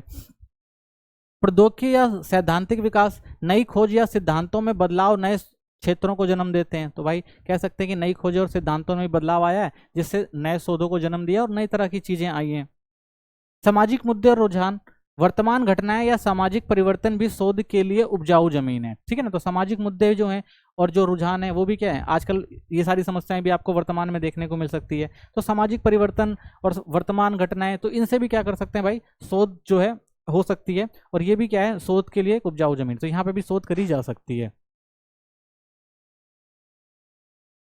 ठीक है, तो उदाहरण के रूप में यदि कोई व्यक्ति यह देखता है कि कॉमिक पुस्तक के पाठकों की संख्या घट रही है, तो वह पूछ सकता है कि आजकल लोग कॉमिक किताबें क्यों कम पढ़ते हैं। इस प्रश्न का उत्तर व्यक्तिगत राय के बजाय व्यवस्थित विधियों में खोजा जाएगा। जैसा, क्या डिजिटल मीडिया की भूमिका कॉमिक पुस्तकों की घटती लोकप्रियता है, या क्या सभी आयु वर्गों में कॉमिक पुस्तकों की रुचि समान रूप से घट रही है। ठीक है, तो अगर हम उदाहरण के तौर पे देख सकते हैं भाई, कोई भी व्यक्ति अगर ये देखता है कि कॉमिक पुस्तक के जो पाठक है उनकी संख्या घट रही है, तो वो पूछेगा भाई ऐसा क्यों हो रहा है, क्यों घट रही है, क्या वो जो कॉमिक, इस प्रश्न का उत्तर व्यक्तिगत राय के बजाय वो क्या है, व्यवस्थित विधियों खोजेगा ना भाई, आखिर क्यों कम है। देखिए कॉमिक इसलिए कम हो रही है, पहले क्या था भाई, डिजिटलाइजेशन इतना नहीं था, लोग पहले टीवी वगैरह या मोबाइल वगैरह नहीं होते थे, लेकिन आजकल क्या ये सब चीजें आपको टीवी और मोबाइल पे देखने को मिल जाती है। तो इसलिए क्या होता है भाई कि जो कॉमिक बुक है उतनी ज्यादा नहीं पढ़ी जाती। ठीक है, तो ये क्या है, व्यवहारिक तौर पर अगर हम देखें। और दूसरी बात ये है कि जो कॉमिक बुक होती है वो भाई हर आयु वर्ग के तो लोग पढ़ते नहीं है, तो इसलिए भी क्या है, उसके अंदर आपको कमी देखने को मिल जाती है। तो कह सकते हैं शोध समस्या की पहचान केवल पहल चरण नहीं बल्कि पूरे शोध का मेरुदंड है। एक सशक्त, प्रासंगिक और स्पष्ट रूप से परिभाषित शोध समस्या का एक केंद्रित अध्ययन है, प्रभावी कार्यप्रणाली और विश्वसनीय परिणामों की नींव रखती है, जो ज्ञान के क्षेत्र में सार्थक योगदान देते हैं। ठीक है, तो कह सकते हैं कि भाई कि जो शोध समस्या है वो एक समस्या है, और उस समस्या को समझने के लिए हमें क्या करना पड़ेगा भाई, पहले उसकी प्रासंगिकता क्या है उसको समझना पड़ेगा, उसके अध्ययन के क्षेत्र है क्या है वो समझना पड़ेगा, किन चीज़ों में बदलाव किया जा सकता है वो समझना पड़ेगा। ठीक है, लेकिन शोध समस्या से एक चीज़ तो सही हो जाती है कि भाई हमें नई नई चीज़ों को देखने को मिलता है, कि पुरानी चीज़ों को छोड़ के लोग नई चीज़ों की ओर अग्रसर हो रहे हैं या नए शोध कर रहे हैं। ठीक है, और इससे क्या हो रहा है कि बहुत सारी जो है समस्याओं का जो है वो समाधान भी हो रहा है। ठीक है, तो नए नए ज्ञान के क्षेत्र में सार्थक योगदान दे रहे हैं। तो कह सकते हैं भाई कि शोध समस्या की पहचान जो है वो ठीक है, एक तरह से कह सकते हैं भाई इससे कुछ नई चीज देखने को तो मिलता ही है। अगला क्वेश्चन है आपका, शैक्षिक अनुसंधान के उद्देश्य के आधार पर इसके वर्गीकरण पर चर्चा करें और 3 मुख्य प्रकारों की विस्तार से व्याख्या करें। मौलिक, अनुप्रयुक्त और क्रियाकलाप अनुसंधान, प्रत्येक के लिए प्रासंगिक उदाहरण प्रदान करें। तो ठीक है, तो हमें क्या देखना भाई, शैक्षिक अनुसंधान के उद्देश्य क्या है ये समझते हैं। शैक्षिक अनुसंधान को कई तरीकों से वर्गीकृत किया जा सकता है, और इनमें से एक सबसे मूलभूत वर्गीकरण इसके उद्देश्य के आधार पर किया जाता है। उद्देश्य आधारित वर्गीकरण उस मंशा को दर्शाता है जिसके तहत अनुसंधान किया जाता है। क्या यह नया ज्ञान उत्पन्न करने, व्यवहारिक समस्याओं को हल करने या दैनिक शैक्षिक प्रथाओं में सुधार करने के उद्देश्य से किया गया है। इस ढांचे के आधार पर शैक्षिक अनुसंधान को मुख्य 3 प्रकारों में विभाजित किया जा सकता है। एक मौलिक या बुनियादी अनुसंधान, अनुप्रयुक्त अनुसंधान और क्रियात्मक अनुसंधान। ठीक है, तो आज अगर हम देखें तो बहुत सारी समस्याएं अनुसंधान के अंदर आती हैं, और इन समस्याओं को हम कैसे देखते हैं, कैसे वर्गीकृत कर सकते हैं, तो इसके लिए हम 3 आधार तय करते हैं। तो 3 आधार पर हम इसको समझने की कोशिश करते हैं शैक्षिक अनुसंधान को। सबसे पहला आता है आपका मौलिक बुनियादी अनुसंधान। मौलिक अनुसंधान, जिसे शुद्ध या बुनियादी अनुसंधान भी कहा जाता, का उद्देश्य शैक्षिक घटनाओं के सैद्धांतिक समझ को विस्तृत करना होता है, बिना किसी तत्कालिक व्यवहारिक उपयोग पर ध्यान केंद्रित हुए। ठीक है, तो इसके अंदर हमें क्या ध्यान देना है, इसमें हमें ध्यान देना है कि भाई जो भी अनुसंधान किया जा रहा है उसका उद्देश्य किस पे होना चाहिए, शैक्षणिक घटनाओं ये सैद्धांतिक समझ पर होना चाहिए। ठीक है, और इसमें क्या कोई भी तत्कालिक व्यवहारिक उपयोग नहीं है। ठीक है ना, कोई तत्कालिक व्यवहारिक उपयोग नहीं करना है। किस पे ध्यान देना है, शैक्षिक और सैद्धांतिक घटनाओं पर। यह नियंत्रित परिस्थितियों में किया जाता है और मुख्यतः क्यों प्रकार के प्रश्नों को उत्तर देता है। ठीक है, तो इसमें क्या होता है, जो भी परिस्थितियां होती हैं उसको नियंत्रित करने के लिए क्या किया जाता है, क्यों प्रकार के प्रश्नों का उत्तर दिया जाता है। जैसे कि छात्र किसी विशेष तरीके से क्यों सीखते हैं या अधिगमन की प्रक्रिया में संज्ञानात्मक विकास कैसे हो सकता है। ठीक है, जैसे कि भाई छात्र है वो किस तरीके से कोई चीज क्यों सीखते हैं, यानी विशेष तरीका क्यों जरूरी है, और सीखने के लिए कौन से संज्ञान यानी कौन कौन सी चीजें करी जा सकती हैं और उसका विकास कैसे हो सकता है, इसको समझना जरूरी है।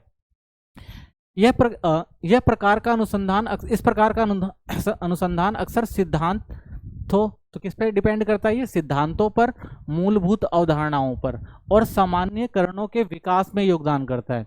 यह अधिक अमूर्त होता है और तत्कालिक समस्याओं के समाधान की बजाय शैक्षिक प्रक्रियाओं की समझ को बढ़ाने में रुचि रखता है। ठीक है, तो ये क्या भाई, ये अमूर्त है और ये सिद्धांत जो भी सिद्धांत है इसके अंदर क्या होता है कि तत्कालीन समस्याओं के समाधान की बात नहीं करता कि भाई इस समय ही हम हर समस्या का समाधान निकाल सकते हैं, बल्कि क्या करता है वो शैक्षिक प्रक्रियाओं के द्वारा, यानी कि भाई पहले इसे क्या करना पड़ेगा, समझना पड़ेगा। ठीक है ना, समझना पड़ेगा फिर जाके उस समस्या का समाधान निकाला जा सकता है। ऐसे नहीं कि भाई तत्कालीन कोई भी समस्या है तो हम उस समस्या को आराम से हल कर सकते हैं, पहले उस समस्या को समझना पड़ेगा। ठीक है ना, तो शैक्षिक प्रक्रियाओं की समझ को पहले बढ़ाना पड़ेगा, उसके बाद ही किसी समस्या का समाधान खोजा जा सकता है। उदाहरण के तौर पर देखें तो प्रारंभिक विद्यार्थियों में पठन समझ की संज्ञानात्मक प्रक्रियाओं की जांच करने वाला एक अध्ययन मौलिक अनुसंधान माना जाएगा। ठीक है, यानी कि अगर मान लो भाई कोई बच्चा जो है वो पढ़ रहा है, ठीक है, और उसकी जो उसको वो चीजें जो है वो उतनी समझ में नहीं आ रही हैं, ठीक है ना, उसकी जो समझ को समझना पड़ेगा ना सबसे पहले। तो इसका उद्देश्य किसी विशेष समस्या का समाधान नहीं, बल्कि यह समझना है कि छोटे बच्चे पाठ को कैसे संसाधित और समझते हैं। तो हमें ये नहीं करना भाई, अगर किसी बच्चे को समझ में नहीं आ रहा है तो हमें क्या करना पड़ेगा भाई, मौलिक तौर पे पहले देखना पड़ेगा ना उसकी समझ कितनी है, वो क्या समझ सकता है, तो उसके आधार पर ही हमें पाठ्यक्रम सुनिश्चित करना पड़ेगा, तभी क्या होता है वो छोटा बच्चा जो है समझ सकता है। दूसरा, अनुप्रयुक्त अनुसंधान। अनुप्रयुक्त अनुसंधान मौलिक अनुसंधान के निष्कर्षों पर आधारित होता है और इसका उद्देश्य वास्तविक शैक्षिक समस्याओं का समाधान करना होता है। ठीक है, तो इसमें क्या किया जाएगा भाई, इसमें अनुसंधान क्या होगा, मौलिक अनुसंधान के निष्कर्षों पर, यानी जो हमने मौलिक अनुसंधान निकाले हैं उसके निष्कर्ष पर ही आधारित होगा। और इसका उद्देश्य क्या होगा कि जो भी शैक्षिक समस्याएं हैं, ठीक है, उनका समाधान करना है। ठीक है ना, शिक्षा संबंधी जो भी समस्याएं हैं उनका हमें क्या करना है, सबसे पहले समाधान करना है। अनुप्रयुक्त अनुसंधान का उद्देश्य व्यवहारिक होता है, ठीक है ना, व्यवहार में इसको उतारना है। यह सिद्धांतों का परीक्षण वास्तविक शैक्षिक परिप्रेक्ष्यों में करता है कि भाई वास्तव में शिक्षा के अंदर क्या बदलाव करने हैं, ताकि यह निर्धारित किया जा सके कि विशिष्ट समस्याओं को हल करने या परिणामों को बेहतर बनाने में कितने उपयोगी हैं। ठीक है, तो क्या करना पड़ेगा, पहले समस्याओं को समझना पड़ेगा, फिर उनके परिणामों को निकाल कर हल करने के बारे में हमें सोचना पड़ेगा। यह अक्सर हस्तक्षेपों, कार्यक्रमों या रणनीतियों के प्रभावशीलता का मूल्यांकन करता है। ठीक है, तो कैसे होगा ये भाई कि क्या जरूरी हस्तक्षेप किए जा सकते हैं, किन कार्यक्रमों को किया जा सकता है, क्या रणनीतियां बनाई जा सकती हैं, तो उसके आधार पर ही क्या किया जाएगा, इसका मूल्यांकन किया जाएगा। और नीति निर्माण पाठ्यक्रम विकास और प्रशासनिक योजना के साथ निकटता से जुड़ा होता है। ठीक है, तो क्या करना भाई, जो भी नीति बनाई जाएगी, जो भी पाठ्यक्रम बनाए जाएंगे, उनको क्या करना है, बिल्कुल अच्छे से समझना है और उसके आधार पर ही जो है आगे काम करना है। उदाहरण के तौर पर एक अनुप्रयुक्त अनुसंधान अध्ययन मिडिल स्कूल के छात्रों के लिए एक नया पाठन हस्तक्षेप कार्यक्रम की प्रभावशीलता का मूल्यांकन कर सकता है। इस तरह के अध्ययन के परिणाम शिक्षकों और नीति निर्माताओं को यह तय करने में मार्गदर्शन प्रदान करेगा कि पाठन कौशल में सुधार के आधार पर उस कार्यक्रम को अपनाया जाए या उसमें संशोधन किया जाए। ठीक है, तो जो भी बच्चे हैं भाई मिडिल स्कूल के जो भी बच्चे हैं, छात्र हैं, तो उनके लिए भाई कैसे पाठ्यक्रम बनाया जाए ताकि वो व्यवहारिक तौर पर उन सब चीज़ों को समझ सके। तो उसके लिए क्या करना भाई, एक पाठन कौशल नीति बनानी है, सुधार करना है पढ़ने में। ठीक है ना, शिक्षकों को उसमें शामिल होना पड़ेगा, समीक्षाएं करनी पड़ेंगी, तभी क्या हो सकता है, एक अच्छा पाठ्यक्रम बनाया जा सकता है। ठीक है, तो अनुप्रयुक्त अनुसंधान जो होता है इसके अंदर आता है। फिर आता है आपका क्रियात्मक अनुसंधान। क्रियात्मक अनुसंधान अनुप्रयुक्त अनुसंधान का ही एक रूप है, लेकिन इसका विशिष्ट उद्देश्य है अपने तत्कालीन शैक्षिक वातावरण में पेशेवर प्रथाओं में सुधार लाना। तो इसमें क्या भाई कि जो भी हमारा शैक्षिक वातावरण है उसके अंदर पेशेवर प्रथाओं में सुधार लाना, यानी जो हमने नियम कायदे या जो भी चीज़ें बना रखी हैं उसमें सुधार लाना है। यह मुख्यतः किसमें आ सकता है, शिक्षकों में, प्रधानाचार्य या काउंसलरों जैसे व्यावसायिकों द्वारा किया जा सकता है, ताकि वे अपने दैनिक कार्य में सुधार कर सकें। ठीक है, तो इसके लिए किसको आगे आना पड़ेगा भाई, शिक्षकों को, प्रधानाचार्यों को, और जो भी बच्चों की काउंसलिंग कर रहा है उनको इन सब चीज़ों के बारे में समझना पड़ेगा। क्रियात्मक अनुसंधान अत्यंत संदर्भ विशिष्ट और समस्या केंद्रित होता है। यह मौलिक या अनुप्रयुक्त अनुसंधान की तरह समन्वित नहीं होता। यह शिक्षकों को अनुसंधान प्रक्रिया में सीधे शामिल करके उन्हें सशक्त बनाना, जिससे शिक्षण और अधिगमन प्रक्रियाओं में निरंतर सुधार किया जा सके। तो इसके अंदर क्या करना भाई, डायरेक्ट जो भी नीतियां पॉलिसी बनाई गई हैं उसमें शामिल कौन होगा, उसमें शिक्षक शामिल होंगे, प्रिंसिपल शामिल होंगे, काउंसलर शामिल होंगे, और वो क्या करेंगे, उसको अच्छे से लागू करेंगे और अच्छे से बच्चों को बताएंगे, सिखाएंगे, ताकि और जो समस्याएं उन समस्याओं में सुधार किया जा सके। क्रियात्मक अनुसंधान सामान्यतः निम्नलिखित चरणों में पालन कर सकते हैं। जैसे सबसे पहले क्या करना है आपको, समस्या की पहचान, फिर उसके बाद किन किन क्षेत्रों में समस्या, उसका डेटा इकट्ठा करो, फिर उस डेटा का विश्लेषण करो, ठीक है ना, और उसके बाद उसकी व्याख्या, फिर कार्य योजना बनाना है और फिर उसे लागू करना है, फिर परिणामों का चिंतन करना है, जो कार्य बनाए गए उसे क्या परिणाम निकले उसका चिंतन करना है। उदाहरण, एक शिक्षक को यह पता लगाने की क्रियाकलाप अनुसंधान करता है कि कुछ छात्र विज्ञान में लगातार कमजोर प्रदर्शन कर रहे हैं। वह टिप्पणियों, छात्रों के साक्षात्कारों और परीक्षण परिणामों के माध्यम से डेटा एकत्रित करेगा। ठीक है, मान लीजिए कुछ बच्चे हैं जो विज्ञान विषय में अच्छा नहीं कर रहे हैं, तो उसके बाद क्या होगा, शिक्षक जो होंगे वो क्या करेंगे भाई, उन बच्चों से मिलेंगे और डेटा तैयार करेंगे, भाई आखिर कमी किस चीज के अंदर रह रही है। इसके आधार पर शिक्षक नई शिक्षण नीतियां लागू कर सकते हैं, तो फिर और उनके प्रभावों को अवलोकन कर सकते हैं। तो इसके बाद क्या होगा, शिक्षा की नई रणनीतियां बनाई जाएंगी, भाई किस तरह से बेहतर बच्चों को विज्ञान पढ़ाया जा सकता है, ये सारी चीजें देखी जाएंगी। ठीक है, और उनका अवलोकन करेंगे। उसके बाद साथ ही आवश्यकता अनुसार समायोजन कर सकते हैं और उसके बाद उसमें जो भी कमियां हैं उनमें सुधार कर सकते हैं और ज्यादा उसको अच्छा बना सकते हैं। ठीक है, तो इसके द्वारा हम क्या कर सकते हैं, शिक्षा पद्धति को और ज्यादा सुधार सकते हैं। ठीक है, तो ये तीसरा हो गया आपका। तो कह सकते हैं हम शैक्षिक अनुसंधान के उद्देश्य आधारित वर्गीकरण को समझना अध्ययन के लिए सही दृष्टिकोण चुनने में सहायक होता है। ठीक है ना, तो यह मौलिक अनुसंधान सिद्धांतों के निर्माण पर केंद्रित होता है। सही अनुप्रयुक्त अनुसंधान व्यवहारिक समस्याओं को सुलझाने का प्रयास करता है। क्रियात्मक अनुसंधान शिक्षकों को उनके अपने अभ्यास में सुधार लाने के लिए सशक्त बनाता है। प्रत्येक प्रकार के शैक्षिक ज्ञान और प्रथाओं की उन्नति में अपनी अनूठी भूमिका निभाता है। ठीक है, तो कह सकते हैं ये तीनों चीजें जो इंपॉर्टेंट हो जाती हैं, अगर एक प्रभावी जो है शिक्षकों को जो है प्रभावी तौर पर बच्चों के साथ जुड़ना है और उनके विकास करना है। ठीक है, तो इसके लिए क्या करना पड़ेगा, एक अच्छा सा अनुसंधान बनाना पड़ेगा जिनमें इन तीनों चीजों को क्या करना पड़ेगा, शामिल करना पड़ेगा। ठीक है, थैंक्स फॉर वॉचिंग। इसी के साथ ही वीडियो खत्म होती है। चैनल को सब्सक्राइब कर दें, वीडियो को लाइक करें, कोई कमेंट है तो कर सकते हैं। मिलते हैं नेक्स्ट वीडियो।